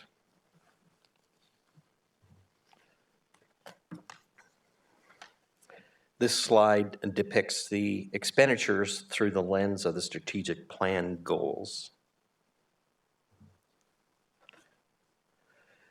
Focusing on the accomplishments of 2021, some of the key accomplishments include the launch of the portal for online permit review and inspections, online business licensing portal, parking sensors installation in our downtown core for real-time parking information, a parks enforcement program, the launch of a pilot project for expedited non-residential building permits, and COVID recovery support through our patio program. Our program outcome shows the variability of the last 20 months, especially in the planning and building areas. Meeting the legislated timeframes for development applications remains a challenge for virtually all municipalities. And you'll note in 2019, a 100% achievement, which most municipalities would suggest that was rushing applications prematurely to the public meeting stage. And you can see the balance of the years more representative of what level of effort it takes to bring applications forward in the complex world of planning. We have made significant progress in clearing the backlog of building permit applications, and we are hoping that improvements we are making to our customer experience through initiatives like the portal will continue to translate into improved service delivery and be reflected in meeting legislated timeframes going forward. While we are not in direct control of the outcomes on this slide, it does help us focus our level of effort and key initiatives for 2022. We are focusing on marketing efforts to promote our office attraction and increase our supply of shovel-ready industrial land. Looking forward to 2022, we note some of the significant work laid out for us.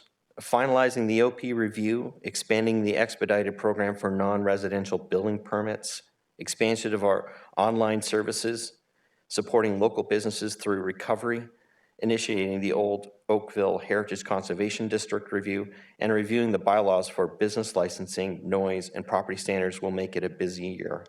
One thing that I should have listed on this slide is the completion of the urban mobility strategy in Q1 of 2022. And this slide depicts CDC budget by department, and you will note here the impact of revenue on the gross budget as it depicts some of the self-funded programs as well as the application revenue, especially in planning services. Year over year, parking is adjusted primarily due to additional permit and parking lot revenue anticipated in 2022. Building services has decreased primarily due to higher permit revenue, which is transferred to the building reserve. Strategic business services has decreased due to higher recoveries for staff working on fee recoverable activities in the Planet Capital project. Economic development is increasing for normal inflation and personnel adjustments. Municipal enforcement budget has increased primarily due to the conversion of 4 temporary mobile compliance officers added into the 2021 permanent positions, while 4 will continue as temporary contract staff, and I'll speak to that momentarily. Planning services has increased primarily due to less application volume resulting in less revenue.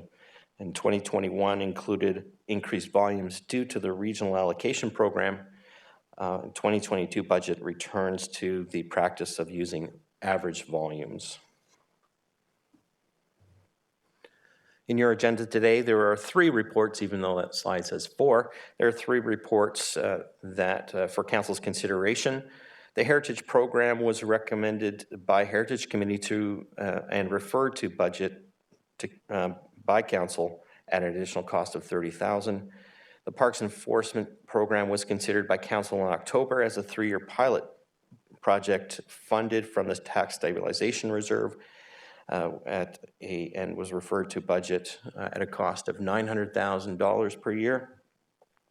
The winter recovery strategy includes a recommendation to continue the commercial recovery program and allow the patio and sidewalk use program and associated fee waivers, and the projected revenue shortfall is $150,000, which is included in the 2022 budget. Speaking to municipal enforcement staffing, in 2016, Council approved the municipal enforcement strategy, which included a service level ratio of 0.015% staff to population. In 2016, the staffing level was 21 full-time officers. The intention was to review the enforcement needs in 2022. And over the past 20 months, the base level of 21 full-time officers was enhanced by 8 contract enforcement staff, bringing the current service level to 0.013% when you include the 8 contract staff. The enhancement of the 8 contract staff was made in large part to respond to increased enforcement due to COVID, and it's been a very busy year. The reality is that we aren't sure of how enforcement demand will track as we recover from the pandemic. Our recommendation is to maintain the 2021 service level and move toward rationalizing the council-approved service level by adding 4 permanent staff to the operating budget and retain 4 additional staff on contract, and then recalibrate the ratio in 2023 as we see how the enforcement world tracks. I wanted to take a few moments to talk about Planet. Back in 2019, our processes were not helping our customers nor our staff. Our development approval and permitting services were inconvenient, inconsistent, unpredictable. They're based largely on municipal manual processes, and it had limited ability for applicants to track their progress and obtain their status. The solution has taken the form of a program called Planet that include many projects. And this slide depicts the work that's required, the two components. There's the forward-facing projects like the portal and web, and they're the tangible things our customers can see and touch, such as our customer portal. The hidden part of the iceberg represents all the efforts that are necessary to achieve the outcome.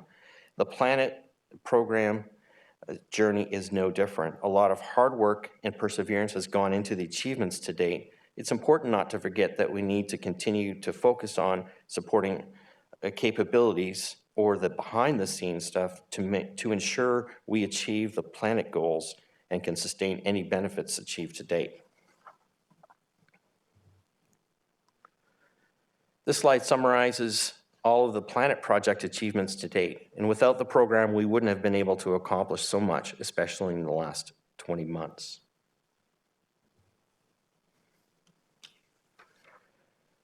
We've seen the results as well.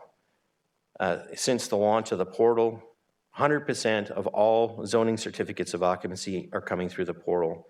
76% of building permit applications are now submitted through the portal. 50% of the payments are now electronic, and 48% of the building inspections are booked online. This is a significant achievement for our customers, and we look to maintain and enhance those services going forward. In 2022, the focus is to develop a plan to transition Planet to continuous improvement. To do that, we have identified 8 projects that represent a balance between external customer focus and internal foundational work to improve and streamline our processes and data that will help set a foundation for future technology and business solutions development by improving internal and back office processes, continue to focus on improving the online customer experience. They're consistent with 2022 council priorities and within the organization's capacity to deliver. Turning to the capital project, or the capital budget, CDC has a small capital budget relative to the overall program, representing about 1% of the overall budget. We have 6 projects contained within the budget, actually a little more than that because the planning, review, and studies are made up of 6 studies. Our directors are available to answer any detailed questions should you have any.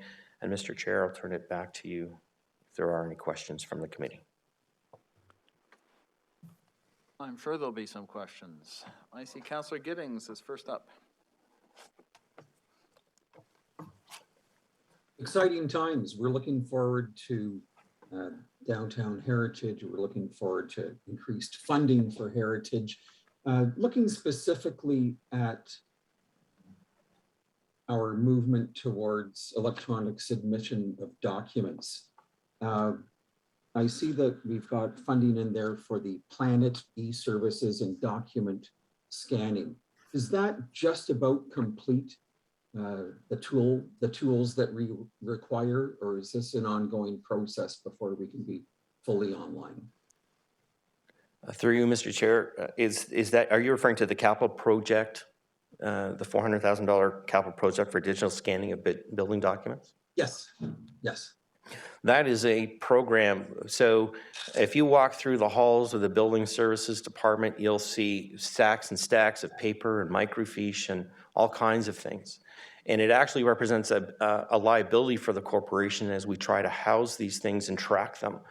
So the program is intended to digitize all that information, actually to purge the information, and we're carrying things that we ought not to be because the retention bylaw doesn't require it. and then return that information that we're required to hold to a digital form so it doesn't get lost or destroyed through various things, which creates liability for us. So the program is for part-time staff and contracted services to translate that information from to the digital format. All right, thank you. So in terms of being able to accept files from clients, we don't have any more software upgrades or anything that is required to transition upwards from the 76% that we're currently at. So the basic submissions, I believe the technology is in place to get to 100%. It's just about education and making the transition to that piece. We are working on some enhanced tools. You might notice, if I can back up, well, one of the slides, slide 17, lists a program called Bluebeam Renewal. Slide 17, if you can go back to that slide. Oh, sorry. It's on my sheet, page 17.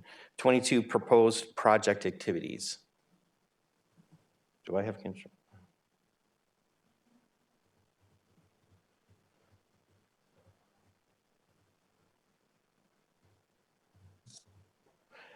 Bluebeam Renewal. So the tool of Bluebeam actually allows interactive dialogue between an applicant and the examiner. So you can actually have the ability to meet in that forum and exchange information and make real-time changes and modifications. So to that extent, we are moving for enhanced tools to make that experience more interactive, more real-time.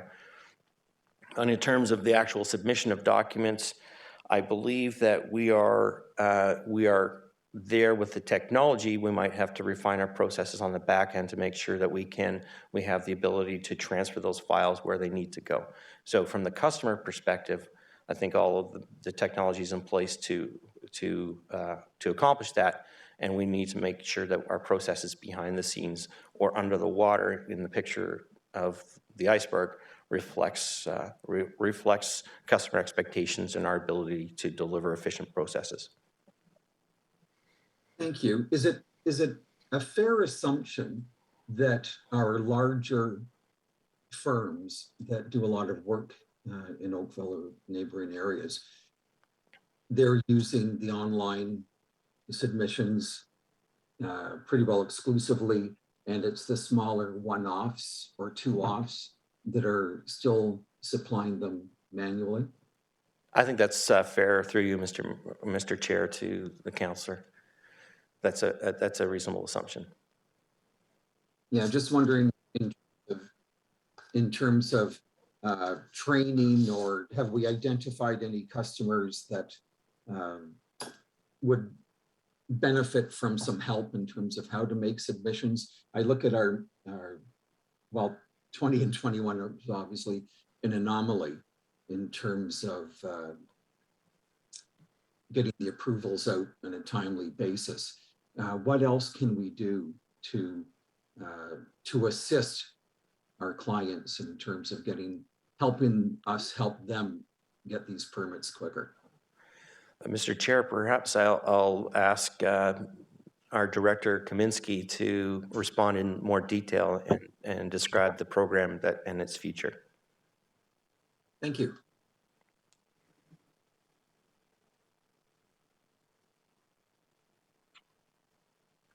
Okay. Mr. Chair and Commissioner, thanks a lot for letting me speak. I'm chomping at the bit here to jump in. We have some really exciting opportunities before us in building services. To start with a simple question about how can we help, we still provide on face-to-face service. We do have our service delivery expert, Suzanne Holder, who takes many calls, as does our manager of plan review, and they assist the applicants and walk through the process to ensure they fully understand what is involved in the process. And once they get it, they love it. The biggest compliment we've received from the portal is the fact that people can apply 24/7. Once they understand the process, and they appreciate how simple it is. They just love the opportunity. So we're really excited about that. As far as the bigger players go, we actually have a really cool initiative on the works, or in the works rather, to potentially pilot some futuristic, if you will, technology out there called BIM technology, which is building information modeling. So I'll just keep in suspense, and as we have more information on that, I'd be happy to get back to council and share that information. Great to hear. So, assist my understanding, the joys of technology allow clients to not have to come to town hall. They can post it digitally, and then it allows your staff, the examiners, to look at it concurrently without having to transfer files from desk to desk.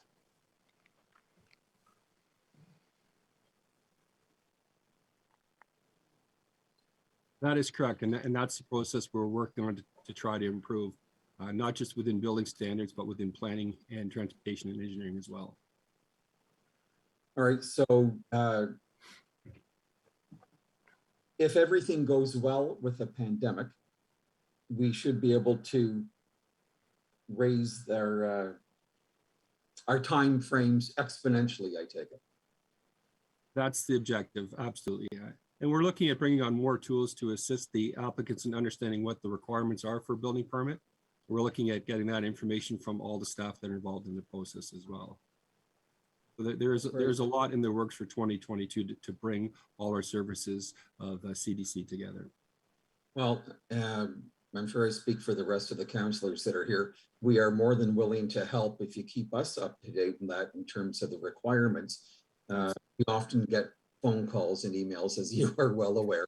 Yes, I am. We are happy to assist in any way we can. Thanks. Appreciate hearing that. Thank you. Councillor Knoll. Thanks, Mr. Chair. Councillor Knoll. I know you're the chair, but I know that I just put my hand up and Councillor Chen had hers up for a long time. So I just want to be fair. I'm recognizing you as a member of our committee. Oh, I forgot she's not on the committee.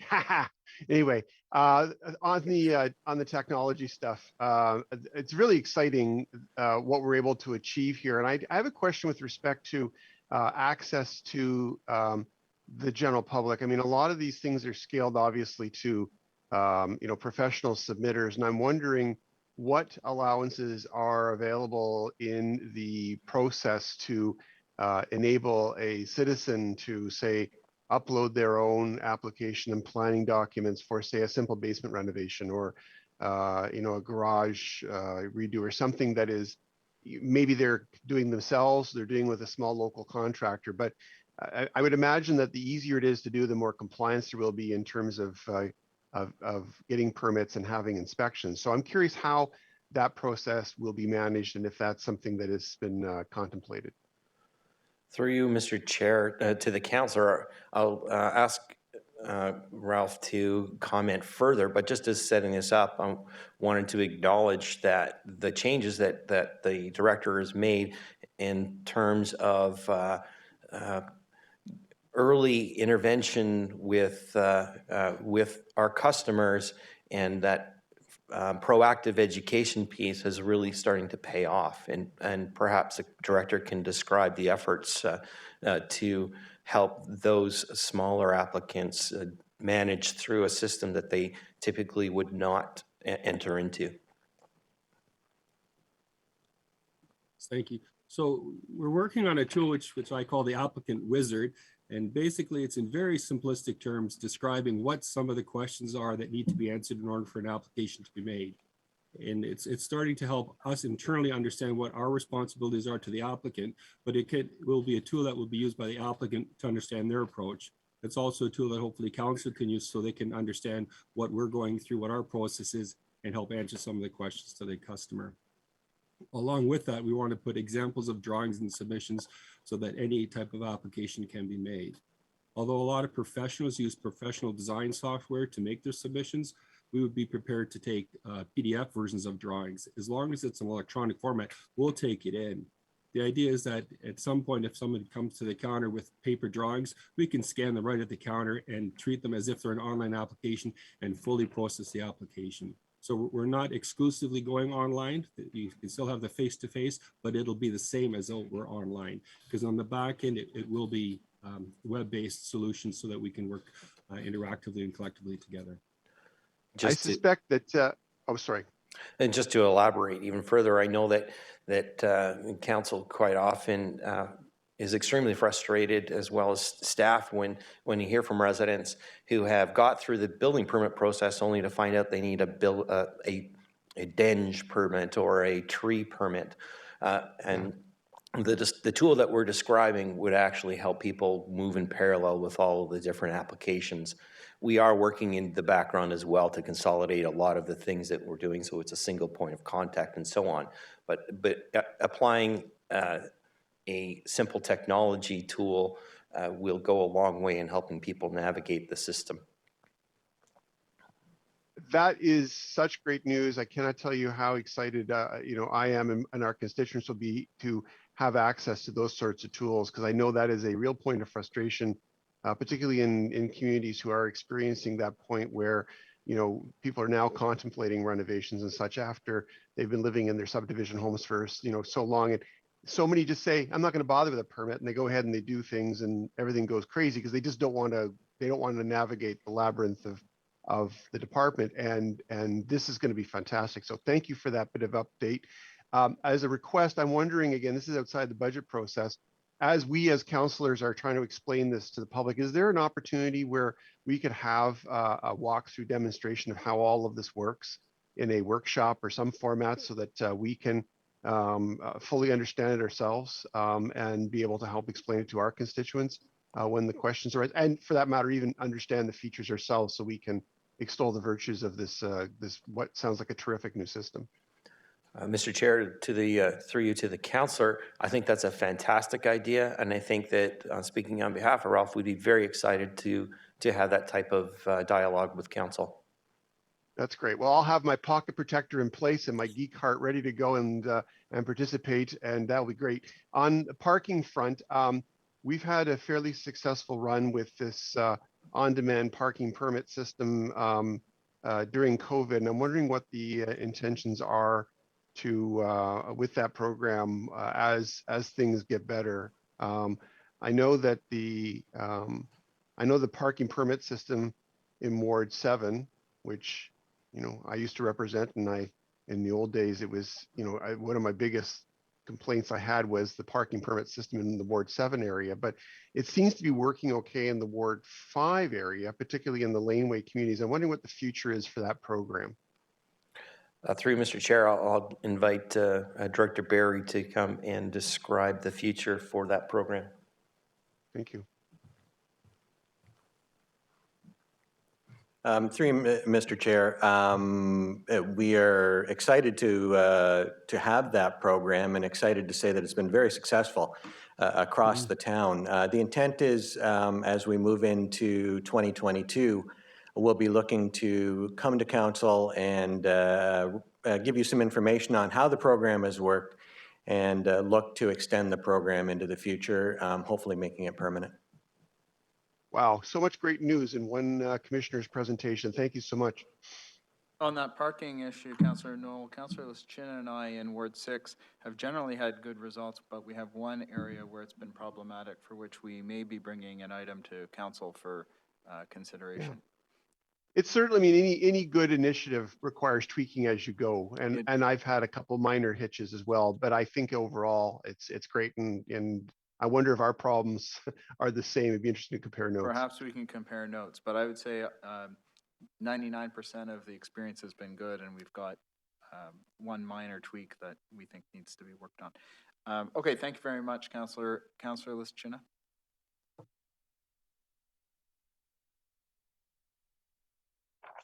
Thank you, Mr. Chair. Commissioner, I was a little bit taken aback by your comment on, so I'm on tab 5, KPI, where it says percentage of development applications, and you noted that in 2019, 100% within that 4-month submission was rushing. So that comment alone sort of got me a little bit and made me think. So has there been a review of that year to state that this actually happened, that there were a number of mistakes made or other things happening through those development applications that you stated this was a rushing problem? Through you, Mr. Chair, I will apologize to the committee because I think I mischaracterized the rushing. The rushing refers is the rush to a public meeting where no decisions are made. So the first step is scheduling that public meeting, and there's a requirement in the Planning Act to achieve certain goals. And in 2019, as new regulations came up across, this is not unique to Oakville, across the province, there's a big push to have that meeting. And in Oakville, we have a very good process where we're quite thorough in the information we present at the public meeting. Whereas if you rush to present the information, you have a lot of unanswered questions. So it's basically, here's the application.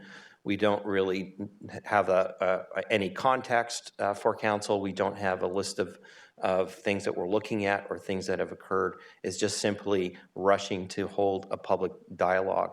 And what happens after that, the process still takes as long as it will in the end, but you're rushing towards that first initial meeting. So no mistakes are made. However, the quality of dialogue that's facilitated when you bring something prematurely to council is diminished. You don't have as much information to present. You don't. The applications plans perhaps are more fluid at that point. The public is asked to participate. I understand thank you for that clarification. So my next question on that then, given that it was 14% as of September 30th on 2021, if 100% is really not doable, what is actually an acceptable time frame? Because it can't be 14%.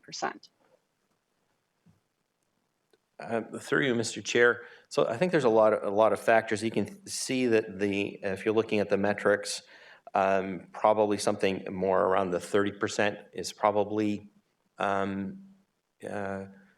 reasonable. It depends on the complexity of the issues. If you're dealing with largely greenfield applications, they can come on stream much quicker. We're talking about infill applications that we've seen in abundance in the past year. They take a lot longer to advance and to perfect before they're ready to be brought forward to council. So while 14% might be low in 2021, I don't believe it's unreasonable given the complexity of issues that this council has dealt with in the last year. The challenge with finding performance outcomes for planning is the variability between applications. It's not to say that we shouldn't have tried to achieve a standard.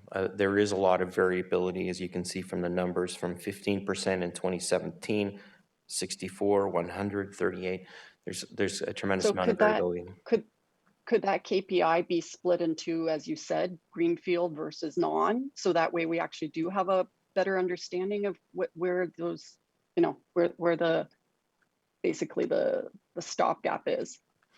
Through you, Mr. Chair, I think that's an excellent suggestion, and maybe an augmentation of that is to split it by application type. I think there are different types of applications, so we'll look at that. Thank you. Thanks very much. And I think it's really important here to recognize that a lot of this change is because of the change in the provincial regulations.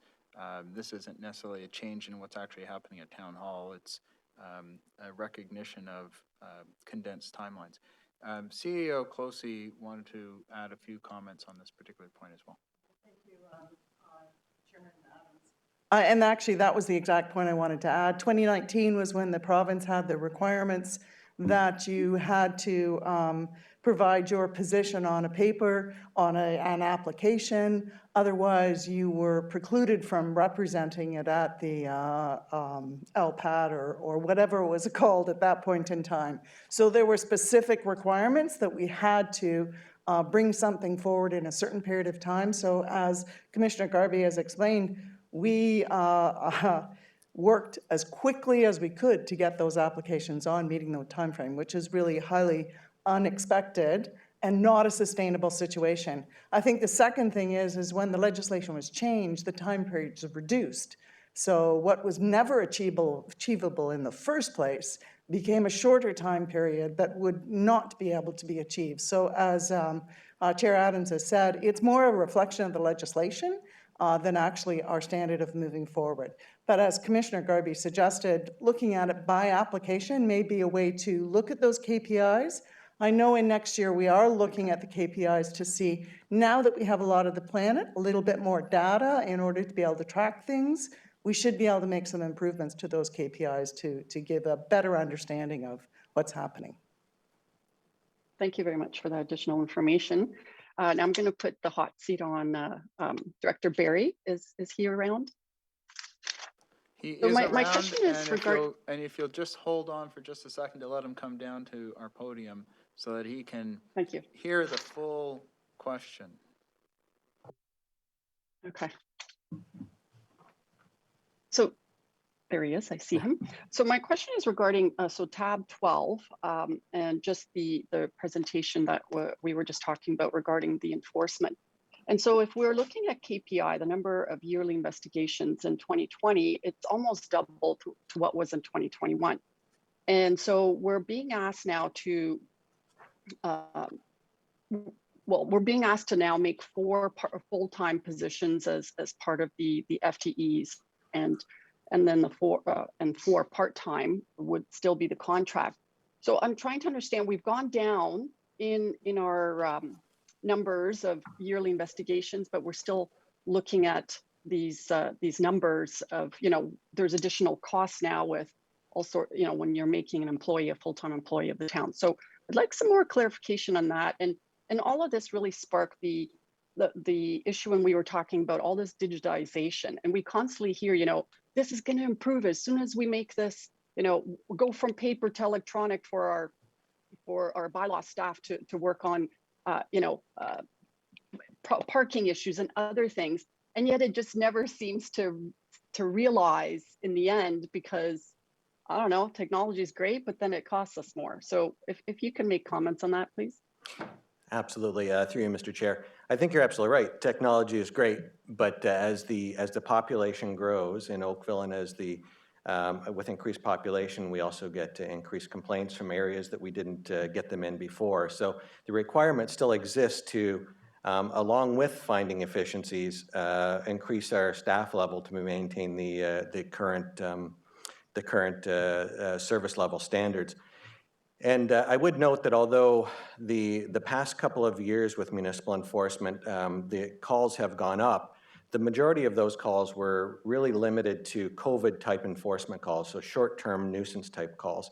What we haven't been able to focus on, and I don't think the community has focused on over the past year and a half, 18 months, are the longer-term complaints that the officers dealt with more so before the pandemic. And we know those complaints are going to come back, and that's why we've reflected the 0.0155 staff to population, our officer to population ratio. And that was something that was set in 2016, and at that time, council and staff felt that that was a reasonable number to maintain a service level going forward. What we're saying now is there has been so much flux in the last couple of years. We're not recommending going to the 0.015. We're suggesting staying at the 0.013, which is where we were last year, and seeing what comes next year. We still have flexibility in those 4 officers, so we could next year, when we recalibrate, it could be that we don't need them and we can make that decision then. But to maintain the level going forward, we think we need to be reasonably in the 0.013 level.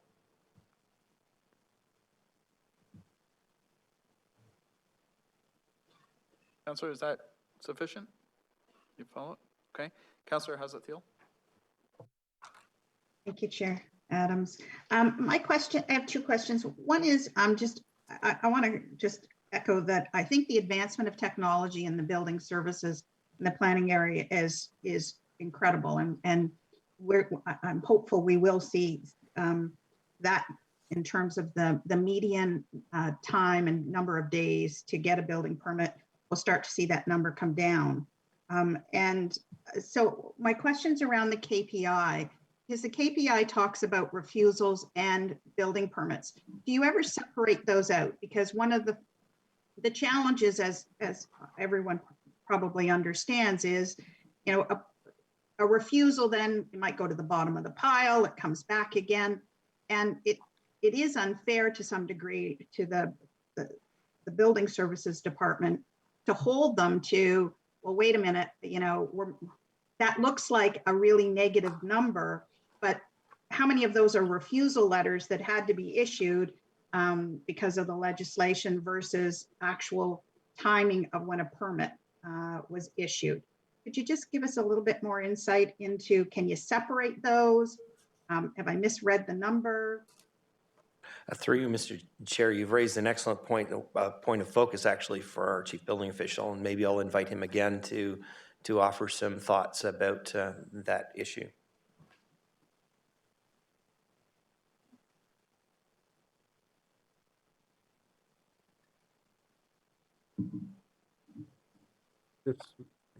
Just waiting for my tech. There we go.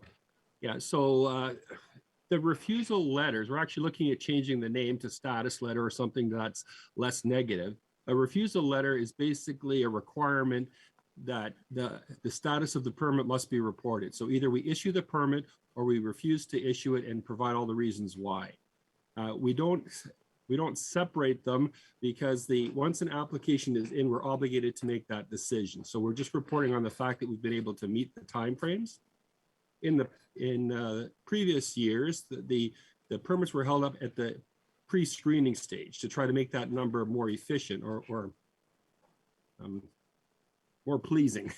But what that caused is up to a 10-week delay in the applications coming in, which created a different problem. So what we're trying to do is actually get to the heart of the issue, and that is understand what is the problem with the application, why can't we receive it, what can we do to receive the application, and how can all the reviewers work together to try to process the application in a timely manner.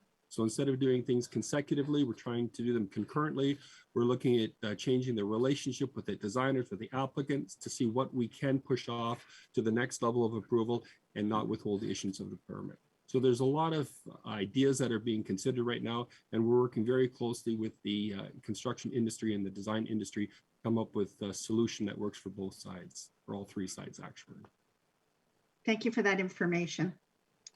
My other question is around further to the parking officers and the number of people we need.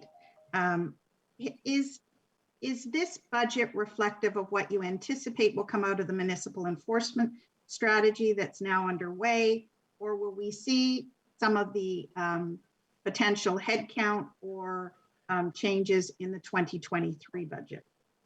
Mr. Chair, I'll refer that question to Mr. Barry.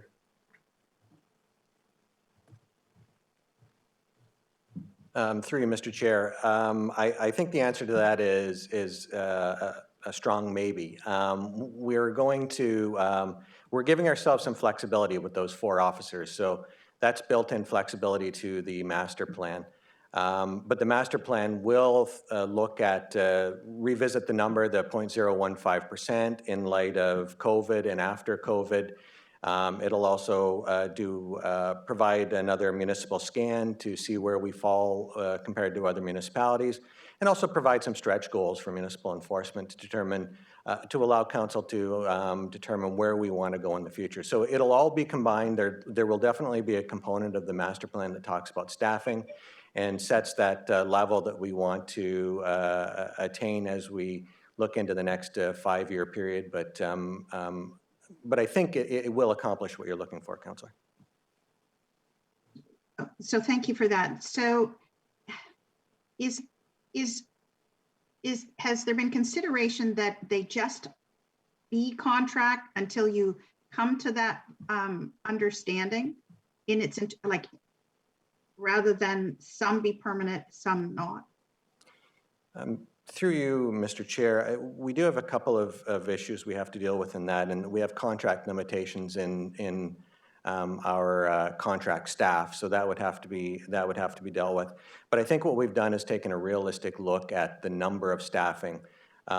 Based on our platoon structure, it would be almost impossible to continue to provide the same service level if we had to go down below those 4 additional staff that we're asking for. So I think that would be a definite, we'd have to then look at cutting service levels, which is something I don't think we're interested in doing. But if we look at providing the flexibility of having 4 contract staff, that does allow us the flexibility to at least review the service levels in 2022 and within the master plan. And it provides the flexibility I believe you're talking about, but sustainable infrastructure to keep us moving forward. Thank you so much for that answer. Okay, are there any other questions? Okay, I'm not seeing any additional questions right now. That's great. Thank you very much for the presentation. Now so we have one more significant set of presentations coming through the community services section. And so what I'm going to suggest is that we take a lunch break now. We've been going quite some time this morning, and we've got a bunch of staff who are here. You guys perhaps can't see them, but they are here, and I think they need to have a break to recover themselves, get some lunch, and come back. So I'm going to suggest that we recess for an hour, come back at 1 o'clock. We'll go through the final set of materials, and then we've got some thinking to do with respect to how to handle the staff recommendations and other reports that are with us. So I'm going to suggest that we move those to the December 14th meeting for consideration, so that we consider the entire budget in its entirety. With that, I thank you everybody for your time and attention so far this morning. We'll recess. We'll come back at 1 o'clock sharp. I think we're going to leave our system online, and we're just going to mute ourselves, turn off our cameras, and come back at 1. Okay? Thank you, Mr. Chair.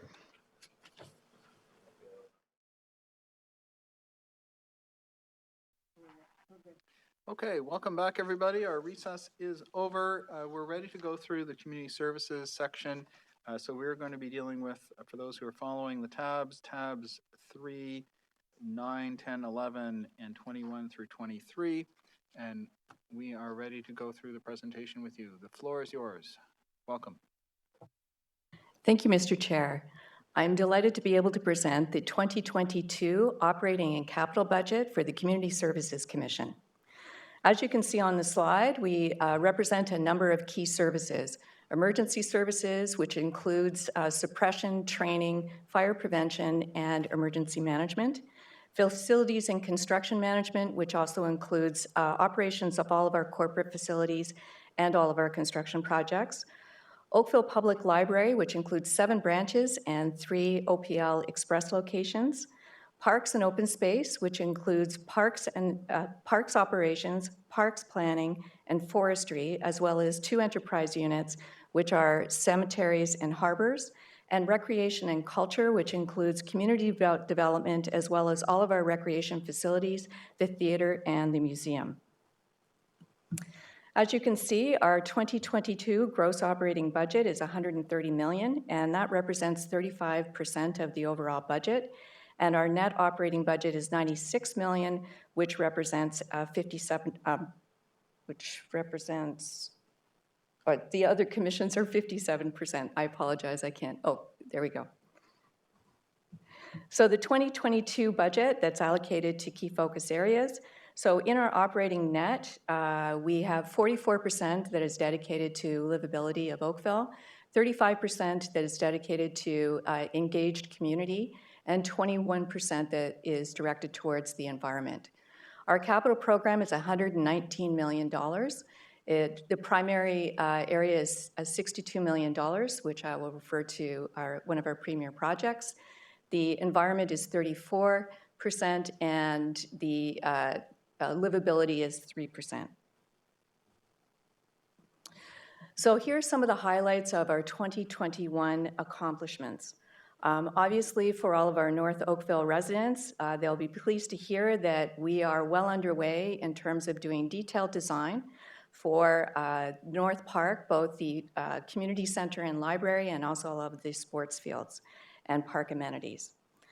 OPL undertook extensive public consultation to develop a new strategic plan. The big reveal will happen in early 2022 and will be done by both the OPL chair and the CEO. You will note that we also launched Perfect Mind, which is the Parks and Recreation registration software. We launched in August, and since then we have had over 25,000 registrations. In addition to being able to register for our programs, you are also able to book online for drop-in, which is a new feature. And in the next few weeks, you will also be able to book online for facility amenities. Our facility management review continued with great success over the course of the year. One thing I wanted to highlight around the FMR review is the fact that we were able to take advantage of the pandemic. Because a number of our facilities were closed, we were able to accelerate a lot of our reviews with respect to standard operating procedures. This is work that would have normally taken at least 3 to 5 years, but because we had dedicated resources available, we were able to do it in a few short months. So we now have one set of standard operating procedures, which represents 92 so far, and every one of them has a climate change focus to it. In addition to that, the FMR, we were also able to hit our cost efficiency target of $300,000 in terms of reduction in the 22 budget. In terms of the environment, we also launched one of the few aerial spray programs for gypsy moth. As you know, the infestation was the worst in 30 years. And under COVID, we had 4 key initiatives. The first one is obviously coordinating the COVID response on behalf of the corporation, looking at the development of the COVID recovery plan, which had 5 key areas attached to it as approved by council. And that was to restore community vibrancy, keeping our community safe, supporting local business, ensuring that our corporation remains resilient throughout the pandemic, and also preserving our strong financial health. A key feature to get all of our residents through what was a very difficult time, particularly through the lockdown, was we introduced a new winter recreation strategy that focused in 2 key areas. One was to develop more outdoor options for our residents so that they could recreate in a safe fashion. And for those who preferred some sort of indoor option, we expanded our digital programming offerings, both in recreation and culture and in OPL. For our key performance indicators, I will highlight a couple of key areas that are of incredible importance. The first one was I wanted to highlight the fact that in spite of the limitations, our residents came out in force, and we were able to achieve 80% of our program capacity rates, which is the highest that we've ever achieved. Please note as well that under facility visits, that the 1.3 million visits really represents only half of the year, because a good portion of the year the facilities were not open to the public, which speaks to the surge that we're now seeing in participants who want to come in and participate at all of our facilities. And we continued on track for the number of trees and shrubs planted. As you saw in 2020, there were certainly challenges because of gathering restrictions. We normally have a lot of community groups that come out, but we were back on track for 2021. In addition, with the new facility and construction management department moving over to community services, one of their key areas of measurement is the number of regulatory orders that get issued on our buildings, whether it be from Ministry of Environment, Ministry of Labor, Ministry of Health, or the Electrical Safety Authority, or Technical Standards and Safety Authority. We received 10 as of September 30th. They were very specific to the Bronte Conference Center, and they were all resolved within the prescribed timeframes. Please note the total cost of the operating FCM managed corporate facilities. COVID has certainly increased that cost in 2 key areas. One is increased sanitation standards, and in 2021, we also required additional security to help manage screening and any sort of challenging situations at all of our front doors. And that was a result of the introduction of the mandatory vaccine policy. The number of active library card holders has dropped slightly in 2021. There has been a change in the way that that number is calculated. It used to be calculated on a 3-year duration where you had an active card. It's now been reduced to 2-year duration, and that's in line with provincial guidelines. You will note that from 2017 to 21, the library breakdown in terms of digital product availability versus print and audio visual for the collection has increased dramatically on the digital side, and that's because digital products have become, there are more expanded offerings and that they're slightly more affordable, so it means that the library has been able to expand that portion of the collection. And the number of library items borrowed per capita, as you can see, we have surged back. In 2021, there was a slowdown in 2020 in particular, and that was because the branches were closed for 5 months. 2022 key initiatives. These are projects that we're all incredibly excited about. We are going to be doing refreshes for the Parks, Recreation, Library Master Plan, the Culture Plan, and we're also going to be doing a refresh and review of the Special Events Strategy with a specific focus on inclusion and diversity as directed by Council. These 3 pieces of work together are important because they will inform the future refresh for the Downtown Cultural Hub. That work will start in 2023. We are restarting the Recreation Service Review. If you remember, we started the Recreation Service Review concurrently with the Facility Management Service Review back in 2018. We made excellent progress and got a lot of great work done.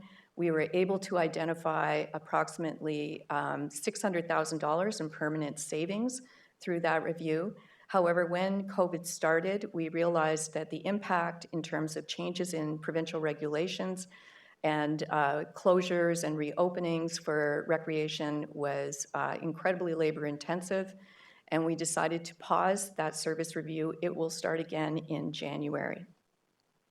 What we will be doing in terms of changes to the Recreation Service Review is we will be adding a reorganization into the scope, and also we will be revisiting the assumptions that were originally established prior to COVID, as the dynamic within the community has certainly changed. And obviously, again, we will be starting North Park construction both on the fields and for the facilities. A key area of interest that Council has expressed over the last few months has been how we are going to refresh the emergency plan. As you know, the organization had extensive pandemic plans in place for many years. However, they were built on assumptions that were generated from the experience of the SARS outbreak many, many years ago, and more recently H1N1. So we are taking the opportunity to review all of our pandemic scenarios. We are incorporating best practices, and an area that we feel we've been particularly strong in is business continuity with the introduction of remote work and a number of digital offerings. So we will be starting that work in January. Also new is we are developing a new corporate security strategy. One of the issues with the security that has come up is a number of people in the community are really struggling with mental health issues, anger management issues, and just general discontent with decisions that have been made at the federal, provincial, and local level. And as a result, we have had an increased number of incidents at all of our facilities. So what we are going to be doing is taking a holistic approach to the development of a new corporate strategy that will take into account policies, procedures, protocols, staff training, physical infrastructure, a technology strategy, and we will also be looking at contracted services. And under COVID, while it is not there, we are planning on continuing to lead the response to the COVID pandemic for as long as the pandemic is in place. We will continue to monitor the recovery plan as identified at Council. We have a report that speaks to the winter recreation strategy. The winter recreation strategy is modified from last year. The difference, while we will still continue to have the coronation lightings show and all of the winter control aspects for outdoor pickleball, tennis, and cycling, and where weather permitting, we will also be grooming select trails for cross-country skiing. We are operating on the assumption that there will be more options for indoor skating this year, so we are moving back to the normal service level for outdoor rinks. So that's the only change. For our 2022 gross operating budget, it's $130 million, as mentioned before, and it splits over the four major priorities of emergency services at 32.6%, recreation and culture at 31%, parks and open space at 19%, and Oakville Public Library at 11%, with the remaining being split between cemeteries, harbors, and FCM. Our 2022 net operating budget is $96 million, 43% going to emergency services, parks and open space at 20.6%, recreation and culture at 20.49%, and Oakville Public Library at 11.5%. If we go into a little more detail in terms of the 2022 tax levy by program, Harbors is an enterprise unit. The one thing that I did want to flag there is that there has been a slight change. As you know, when we took over Bronte Outer Marina, we did not have access to financial records from the previous owner. So we have had to create a budget over the last year. We now have a full year of actuals, so that budget has now been right-sized, and the transfer to Harbors Reserve has been lowered slightly. Cemeteries, the tax levy impact here is solely for maintenance of the 7 pioneer cemeteries. FCM, Oakville Public Library, Recreation and Culture, Parks and Open Space, and Emergency Services are all impacted by a couple of key areas. One is inflationary wages and benefits. Another one is inflation related to contract services. With respect to facilities and construction management, a unique factor for them is that we have also trued up costs related to contracted services, property taxes, and insurance related to leased space. And for all of our facilities, we have additional COVID costs, both in terms of continued sanitation standards and security. Recreation and culture, you will note, has gone down slightly, and that is because we are operating on the assumption, and certainly our KPIs are bearing this out, that we are going to have a surge in participation rates. We have waiting lists in a number of our programs already, and we anticipate that our revenues will rapidly return to normal levels. Parks and open space, on the other hand, we are anticipating their revenue levels will drop based on regular consultation with outdoor sports user groups who have indicated that they will be expanding their programs at a much slower rate. And now we have the capital budget overview. So as you can see, our $119 million, not surprisingly, recreation and culture represents 47%, parks and open space represents 29%, Oakville Public Library represents 9%, FCM represents 7%, with the remainder being split between cemeteries, emergency services, and harbors. Just a couple of highlights that I wanted to point out to council in terms of projects. Within the $2.9 million for emergency response vehicles, while there are pumper trucks that are being replaced, we are also purchasing and expanding our green fleet through training, administration, and fire prevention. We are also looking to $11.4 million for parks, trails, and parks facility renewal. Within that particular category, we have the rehabilitation of Wallace Park, rehabilitation of the tennis courts at Hopedale Park, and also replacement of a number of playgrounds for future children's enjoyment. There are also 3 special projects that I wanted to highlight. We are creating 3 places that I would describe as places of reflection. They honor the history, they honor Oakville's past, present, and future, and they are reflective of work that has been done in the inclusion and diversity space. The first one is a collaboration with the Canadian Caribbean Association of Halton, and that is to create a feature at Shipyard Park that honors Oakville's history with the Underground Railroad, and particularly Oakville Harbor as a port of entry for those seeking freedom.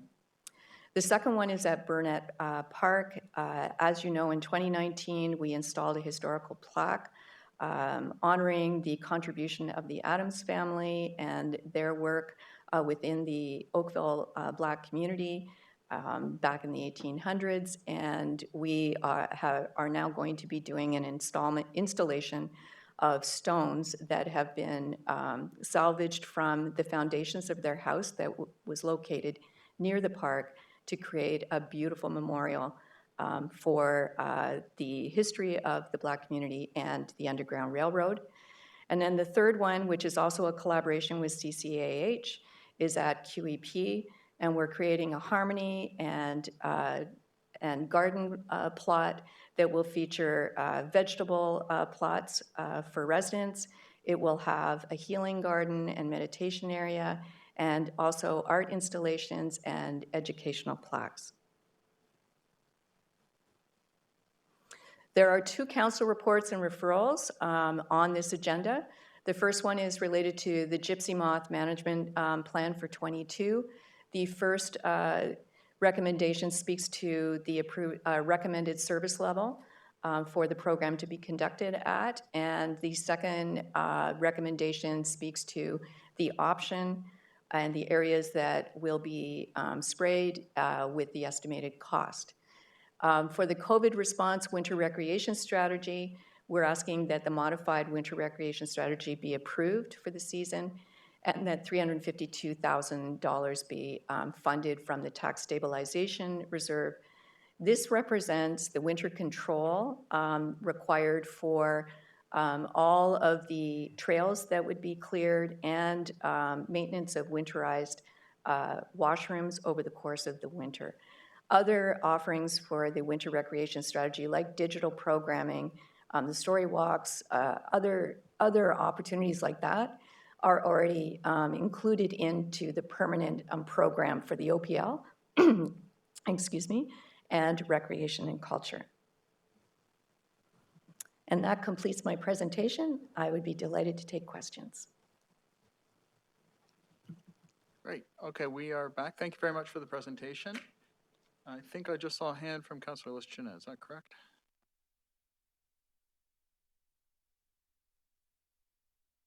But I will yield to the Budget Committee members. All right, then Councillor Giddings.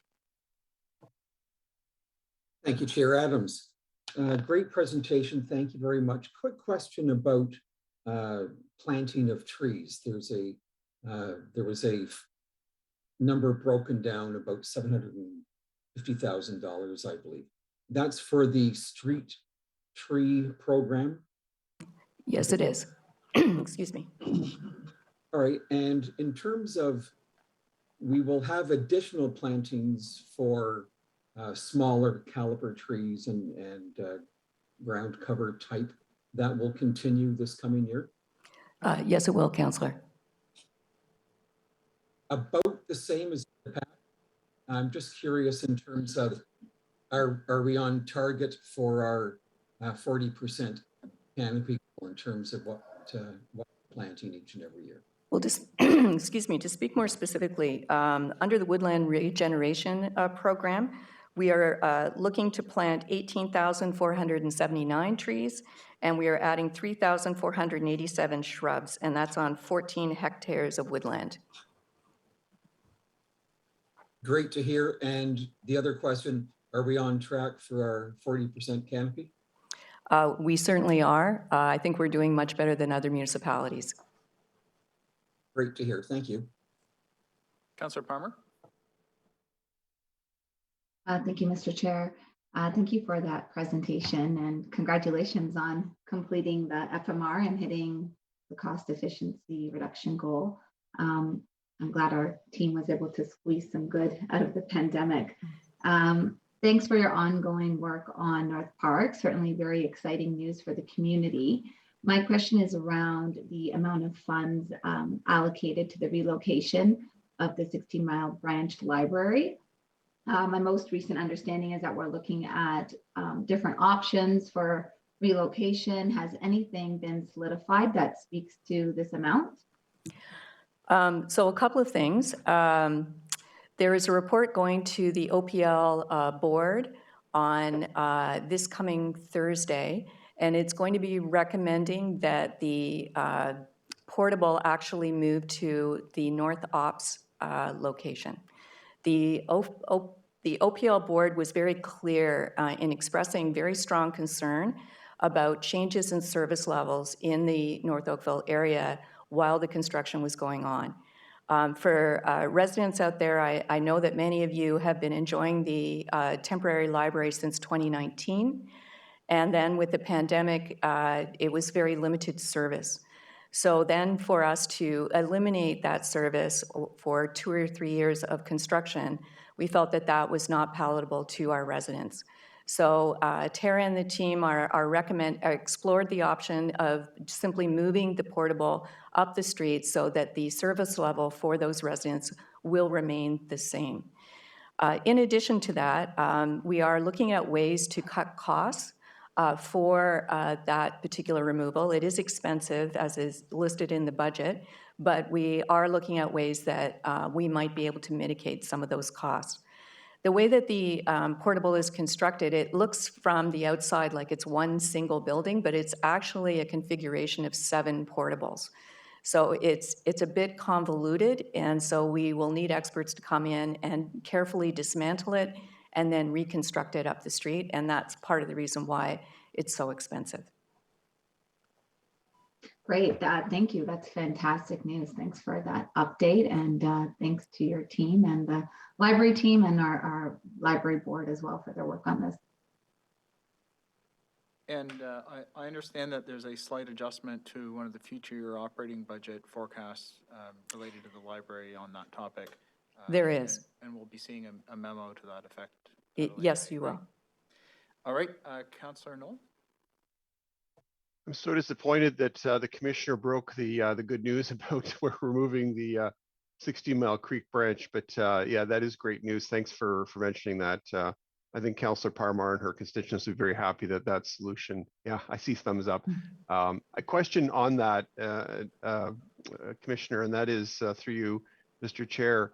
That cost of I was going to say removal, but moving the facility, I think that was originally based on a farther relocation. Is that not accurate, or is that accurate? And the cost may come down as a result of the closer proximity? Yeah, it was based on potentially moving to somewhere like Palermo or further afield. Yeah.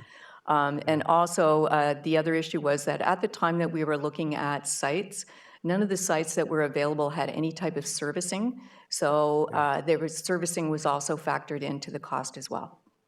Right. So I just wanted to draw that out a little bit, that we should see some reductions in that cost, because it is a pretty terrifying number, particularly when you consider we just incurred it not so long ago. So thank you for continuing to sharpen the pencil, Commissioner, and Tara and the team. My question relates to the 16-mile Creek slope remediation, Lions Valley, slope remediation. I'm curious if any of that is related to the almost decade and a bit of work that is being done by the region of Halton. If any of that has been necessitated by that construction of the 2 bridge structures, and if so, and if not, if so, are we receiving any kind of compensation or sharing of costs for that work? I'm going to direct this question to Director Mark, who has the historical background. Okay. And through you, Mr. Chair, I guess I'll ask the second part of this as well, because it'll probably be a Chris Mark question as well, and that is there has been ongoing, obviously, very, very substantive work in the 16 Mile Creek system, particularly in the Lions Valley Park area with respect to the most recent bridge installation. And I'm wondering if we are being compensated for any of the work that we're doing at the town level by the region and or their contractors for that work. Mr. Mark, I think you're probably well positioned to answer some of that. Good afternoon. Through you, Chair Adams. The slope stability issues we've had at Lions Valley, excuse me, we found no correlation between the work the region has done on the 16-mile bridge. We've had sloughing off of that slope prior to the work that was being done on the bridge. I think it's just a natural occurring phenomenon. There's an issue there with water that's coming off of Fourth Line, plus just natural erosion that's happening. Storms are becoming more and more intense over time, and I think we're seeing the results of that as well. So no, to answer your question, Councillor Knoll, there's been no, through the study we've done, it's been done through an engineering consultant. They have not come back and said, look, through the installation of piles, of the bridge abutments, that vibration has caused the problems. They're saying it's simply just erosion, and we have a mitigation plan to fix that. Okay. On the other question you had regarding use of Lions Valley Park, that was the only way the region could actually access the valley in order to build the piers for the William Halton Parkway. So we have been working cooperatively with the region. To date, they have been covering, and actually we have taken securities from the contractor in order to mitigate any damage that they may not fix up when they leave. We have every confidence when the region finishes the work and the roadway they've created and the bridge they've put over, they will remove everything when they're done, as they did on the 16-mile crossing probably about 7 years ago now. We had no issues with the regional work then. We expect the same now, but for that added level of comfort, we have taken literally hundreds of thousands of dollars in securities from the company who's actually undertaking the work. So we do have that if we need it, but I'm hoping we certainly don't need that based on our experience with the region. So am I to understand then that there's been no additional costs on your department's part to provide support and or any kind of I guess cleanup along the way? I mean the work that's being done is substantial, and I'm constantly getting feedback from constituents that love to use the park and have noted the fairly significant impact to the park. And it just seems that there would be costs associated with moving parking around or any of those sorts of things. Is that just is any of that in this budget, or is that just being managed by the region and their contractor directly? Through you, Chair Adams, the region, certainly there is parking issues. We have negotiated a parking arrangement with the Knox 16-mile church. We are using that parking lot in addition to the parking lot Lions Valley. There is a cost associated with that, and the region is paying for that cost. So there is no cost implications to the town for that. Any mud tracking, any issues coming out of Lions Valley Road, the region is on notice that they need to take care of that as well. In terms of staff time, I mean, really the staff time that's been put into the effort that we've cooperated is really myself. Sitting in on numerous meetings, but I feel that's my role as a director of parks to make sure that we're protecting the town and making sure that our residents are being able to use the park. Originally, they wanted to actually close the park, as they did about 7 years ago, and I said that was going to be a very hard no from our standpoint, given the use of the park, the disappointment in the park being closed earlier. That's why you're seeing hoarding along the entire length of the park, which basically separates the traffic from the residents, and the residents can still enjoy the use of the park 7 days a week while the region still conducts their work. But I do agree there is some impact to the residents in terms of visual impact and some noise, but they need to build this bridge, and that was really the only way legitimately they could actually build the bridge in the valley, was going through our park. Understood. Well, thank you for that, and please continue to be Dr. No when it comes to pushing on the potential closure of the park, because that was terrible. We had to do that last time. So I appreciate your efforts on this, and make sure that if we are incurring any costs, that we're seeing recovery of that cost. And we have some friends in the region we could probably talk to if we need to. Absolutely. Thank you, sir. Thanks. Okay, Councillor Lischina. Thank you. Director Mark might want to stay. It's a number of questions for Chris. Just going to wait so he could hear me.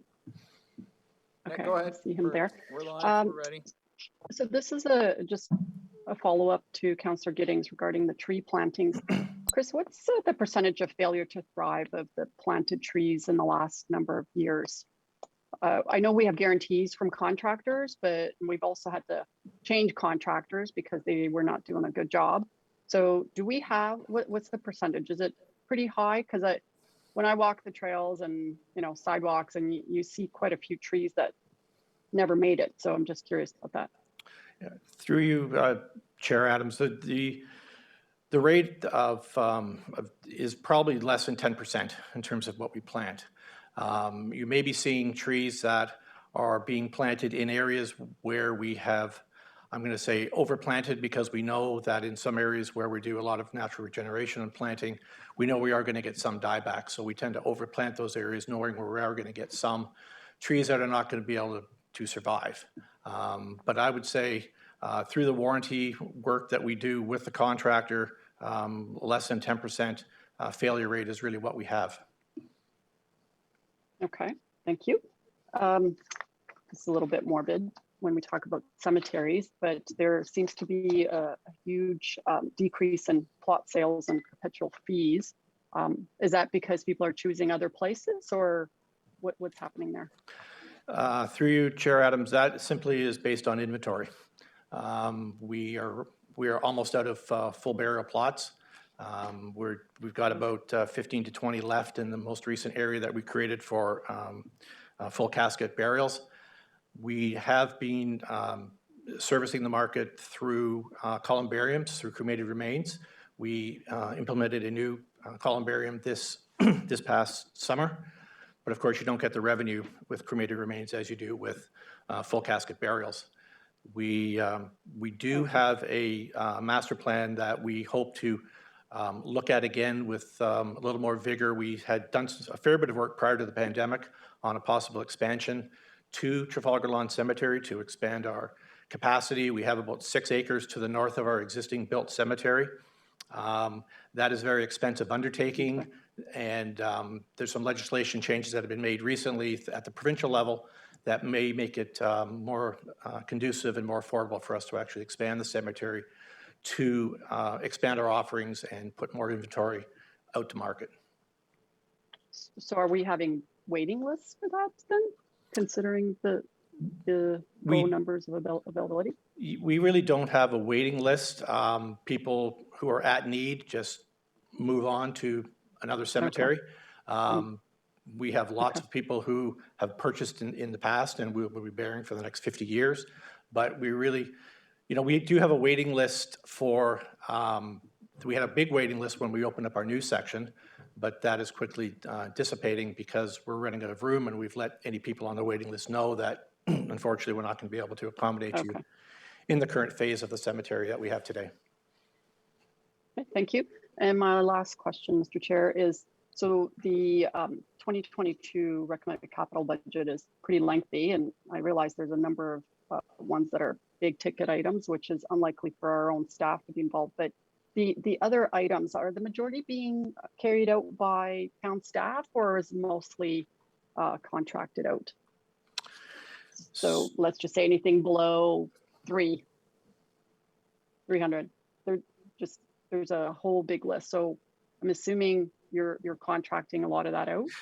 Absolutely, yeah. Most of the capital works will be contracted out to vendors through the purchasing process.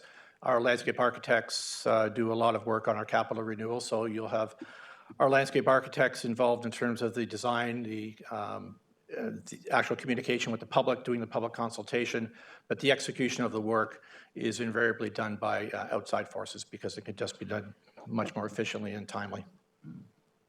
Thank you. Okay, Councillor, how's that feel?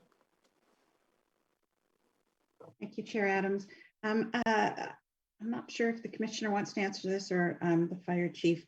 I had some questions about fire service, just in terms of, at one point there was a discussion about a different kind of pumper to start to plan or address the increasing height of buildings. And I didn't see it in the capital plan. So could you just remind us, is there a pumper that is going to address 26, 28 story type buildings currently in our assets? So, Commissioner, through Chair Adams, thank you for the question. With regards to the enhanced ladder truck, there is a significantly advanced new unit in the city of Toronto that is far greater than our 110 foot aerial truck that we have downtown at Station 3. But at this point, growth and development wouldn't support a unit of that size necessarily at this time. What we are doing as part of the Fire Master Plan, which is presented as part of the capital process that has been awarded this year and will come to council in Q3 of 2022, is that defining the growth aspects and or new station requirement components, and with that would come an apparatus suggestion based upon the growth and development as necessary. There is a likelihood of the replacement of one of the ladder trucks in the north. I believe it's 5 years from now. And at that time, we will reassess if that ladder requirement that is currently in place meets the needs of our current growth and development, as well as the next forecasted 5 years. But at this time, the ladder trucks that we have for the protection within the town of Oakville meet the needs and meet the requirements under our response capabilities at this time.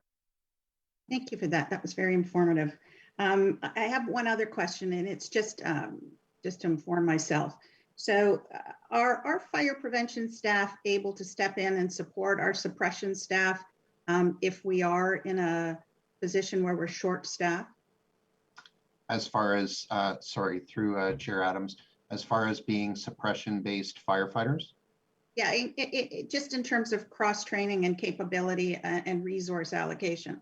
Are they able to step in if necessary? So there is cross-training and availability usage for the first two lines of defense, meaning suppression firefighters can often assist with public education and fire prevention activities and after the fire type programming, but fire prevention staff are not trained on a continuous basis for core competencies under our technical rescue program and or NFPA certification requirements for firefighters. There is also just actually news today that the province of Ontario had stepped away from the mandatory certification of firefighters at one time and now made the announcement today that the certification of firefighters would be imminent coming forward under Ontario regulations. So that is good news as far as a standardization and a safety component for certification of firefighters. But the shorter answer to the long one I've given you is that our prevention staff are not able to continuously deal with emergency response at this time, just because the core competencies and level of training that's necessary to keep them current is not able to be satisfied along with their inspection practices as well as their building code requirement understanding for the first two lines of defense. Thank you. That's very informative. My follow-up question is just in terms of the three positions that were gapped, did you see a difference in our service levels as a result of it in 2021 and hence why we need to fill them this year? Yeah, so through Chair Adams, the deferrals I believe you're talking about are the two fire prevention officers and the data analysts that were originally scheduled in 2020 as part of the original master fire plan from previous years. We had gapped those simply because during COVID, there was obviously businesses that were were not operating, and our inspection practices had declined somewhat because there was no availability to be in some of these businesses. But with Ontario's reopening plan and staged process, certainly high-risk occupancies, any type of industrial and or commercial locations, we are significantly playing catch up at this point to try and ensure that even if we were at full staffing, to remain compliant with regulations under the code is challenging. I heard some commentary earlier about how digital advancements have impacted some departments, and what I can tell you, our fire prevention division has been greatly influenced by proactive digital planning, by usage of iPads, and be able to enforce fire code initiatives with individuals right at the time of inspection, as opposed to coming back to the office to issue the paperwork and send it out. We've seen a 30% increase in operational ability by using the iPad. So to get back to full operations with businesses up and running, be proactive in our emergency preparation and ensuring that we're doing everything, including our after the fire programs and our voluntary home inspection programs, the staffing is definitely required. That we've survived kind of the challenges of the pandemic in that regard, but as Ontario opens up, the necessity to move forward with public education and fire prevention is absolute. Thank you very much, Chief, to you and your team for everything you do to keep us safe. Chair, I have one other question, and it's around washrooms and winterizing. My internet went a little bit off when the commissioner was speaking, and I just wanted to clarify, are we winterizing additional washrooms this year? And is it in this budget, or my internet wasn't strong enough right when she was talking Through you, about it. Mr. Chair. No, we are not winterizing any additional washrooms in the 2022 budget. However, we are looking to the future in terms of how we might do that. All right. Thanks for clarifying that for me. Okay, Councilor Knoll, your hand's up. It is. Thank you very much. And thank you for the discussion on fire and emergency services. It actually reminded me of two virtual sticky notes I put on my budget. I wanted to ask a question of the chief. So through you, Mr. Chair, I was trying to see if, and I was madly going through the details as you were speaking a moment ago. Is there an allocation for the cost of a new repeater equipment for units in that radio? I see there's two lines for radio improvements. Is there money put aside for repeaters in that? Through Chair Adams, the repeaters, we currently have two mobile repeaters in service. We have in one of those allocations, we have an additional, we'll call it a mobile repeater, which essentially is it's a transferable suitcase unit that can be utilized from the platoon chief's vehicle and mobilized. And then in the new replacement of vehicles in their 10-year forecast for new vehicles, we are strategically implementing new digital repeaters to ensure that all areas of, just a little bit of background, we did a radio discrepancy form that anytime a unit would arrive on scene and experience communications challenges, be it through underground garage locations or in high-rise locations in elevators or whatever the case might be, they filled out a paperwork to give the address and the challenges exhibited. So we have a cache of information and files in order to address those challenges through new replacements, and we put those in the new vehicles as they are spec'd to ensure that we have ample coverage for the communications. Obviously, communications is vital to emergency response and a lifeline to our firefighters, and their safety is obviously paramount, as well as obviously the safety of the residents that we serve. Yeah, when you read details in the 9/11 Commission, I mean, that was one of the things that really screamed loud and clear, is that ability to be able to communicate clearly with repeaters was a critical element in some of the failures that happened. And so I'm glad to hear that. So if I'm correct in interpreting what you're saying, we already have some portable repeaters. You're adding another portable repeater, and those will be deployed as required but that all the new vehicles coming online will be equipped with those repeaters. And that's all those components are already in the capital plan right now. Yeah, so through Chair Adams, I just want to be clear that as an example, the city of Toronto does not have digital repeaters in every vehicle. Yeah. The repeater systems in themselves, the mobile repeater systems are smart units. So if there's 2 units on scene with mobile repeaters, the one that garners the most amount of frequency strength utilizes the channel and the strength, and that becomes the send and receive portable location to our dispatch center location. So there's not a requirement for all vehicles.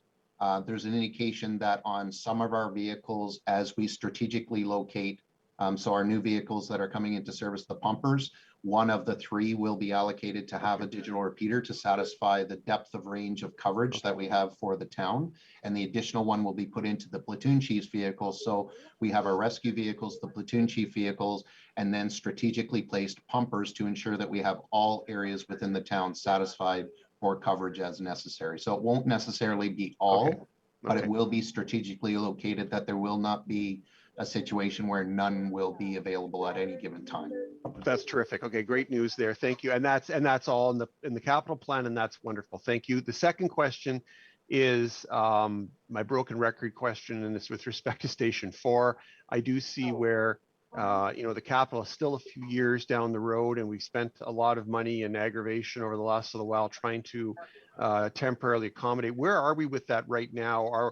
I do not see any money in the current year capital works for Station 4. Does that mean that we have wrapped up that remediation plan and we're capital cost free until we actually can tear it down and start over again? So through Chair Adams to the councillor, yes, and it's not a broken record. I can assure you that I was extremely pleased with seeing the allocation of the capital funds for 2024, 2025. For the we call it renovation, but essentially it's a new station location for that location. It is, and we will ensure that through the fire master plan process that the depth of coverage and the station location is obviously verified to be correct. It was in the previous, and we have no reason to believe that it would not be for the upcoming. Right. The project certainly, I will candidly say, it had its challenges, but we went in and we made sure that the scope was enhanced, worked with FCM. It was truly a team effort, including the association, which was part of the process to ensure we were meeting the needs not only of the firefighters in the location, but making sure it served the needs of the community, obviously moving forward. All of the challenges with any of the roof challenges or the cosmetic features to get us to the point in time where the station will move forward with a new build are satisfied. There are a couple supply chain issues that were specific to COVID that we could not circumvent, just a couple new window replacements.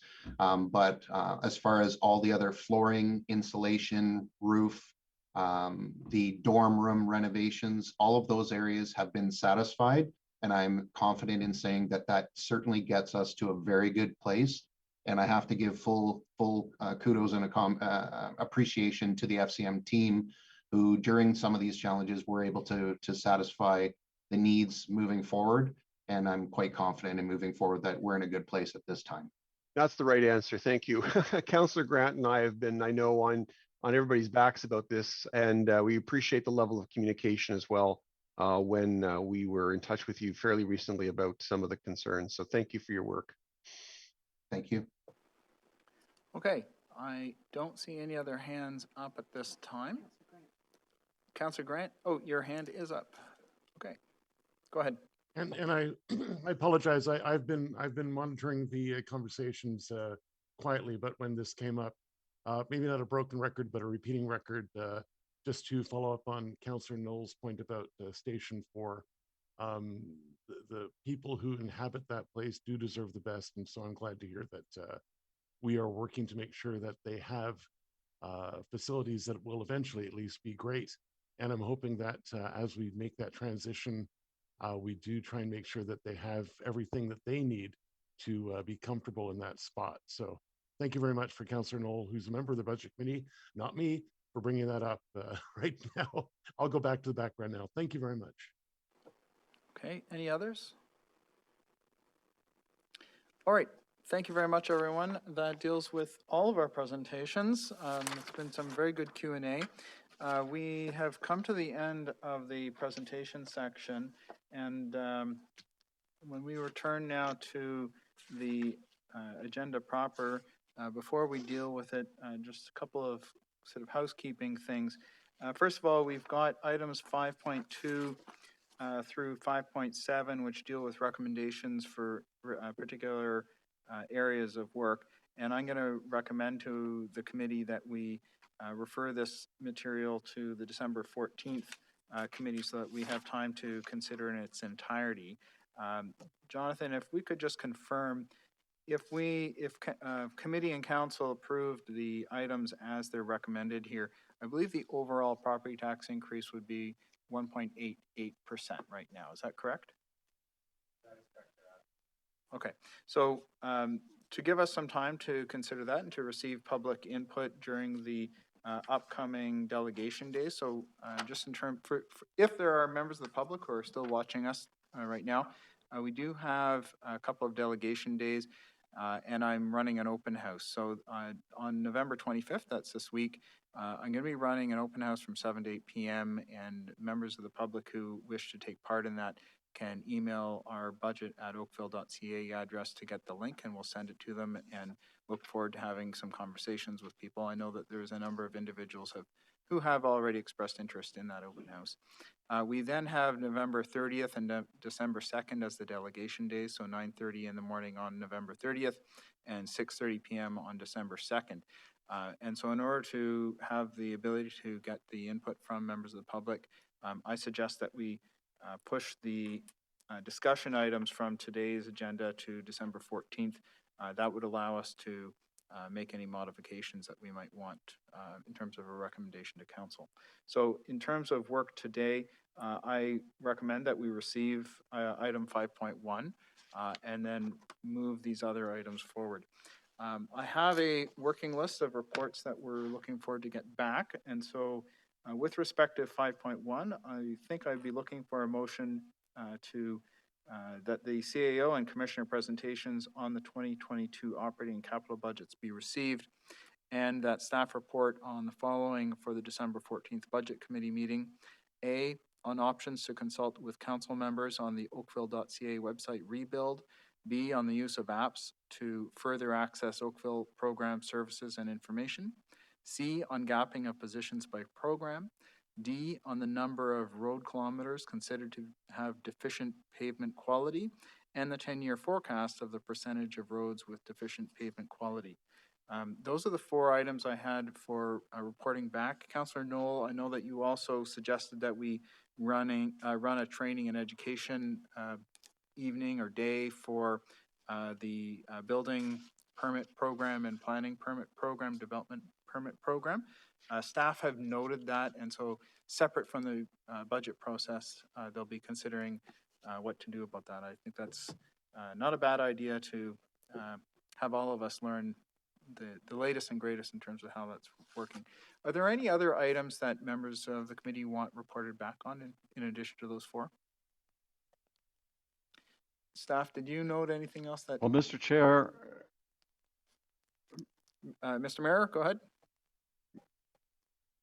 Mr. Chair,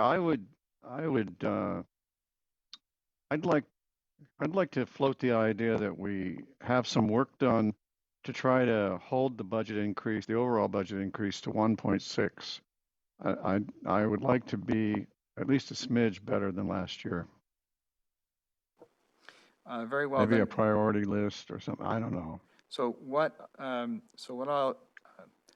I did have something similar to that in mind in terms of giving some consideration to some options. And so what I might suggest that we do is add that staff report on options to reduce the tax impact. Would that be satisfactory? Fine. However you want to word it. Yeah, I just wanted to get the idea out there.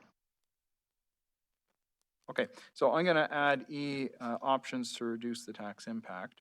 and we can work on a variety of options to get us down to different numbers. Okay? And I heard your 1.6. I'm worried about the omission of the 1.6 as a target, but if you'd like, anyway, I can I'm not include gonna, options to reduce the tax impact down to an overall increase of 1.6%. How's that? Does that satisfy you? Thank you very much. Okay. Thank you, it does. Any other members? Okay. Could I get somebody to move that? Thank you, Councillor Knoll. Any opposed? I see none opposed, so that's carried. Send that over to you. We have items 5.2, 5.3, 5.4, 5.5, 5.6, 5.7. Could I get somebody to move that these items be deferred to the December 14th Budget Committee? Thank you, Councillor Giddings. Any opposed? I don't see any. Then that's passed. And that deals with all of the discussion items. There's no confidential discussion items. Is there any other matter that any member of the committee would like to bring up at this point before we adjourn? Okay, staff, is there anything else that we need to deal with? Oh, Councillor Knoll.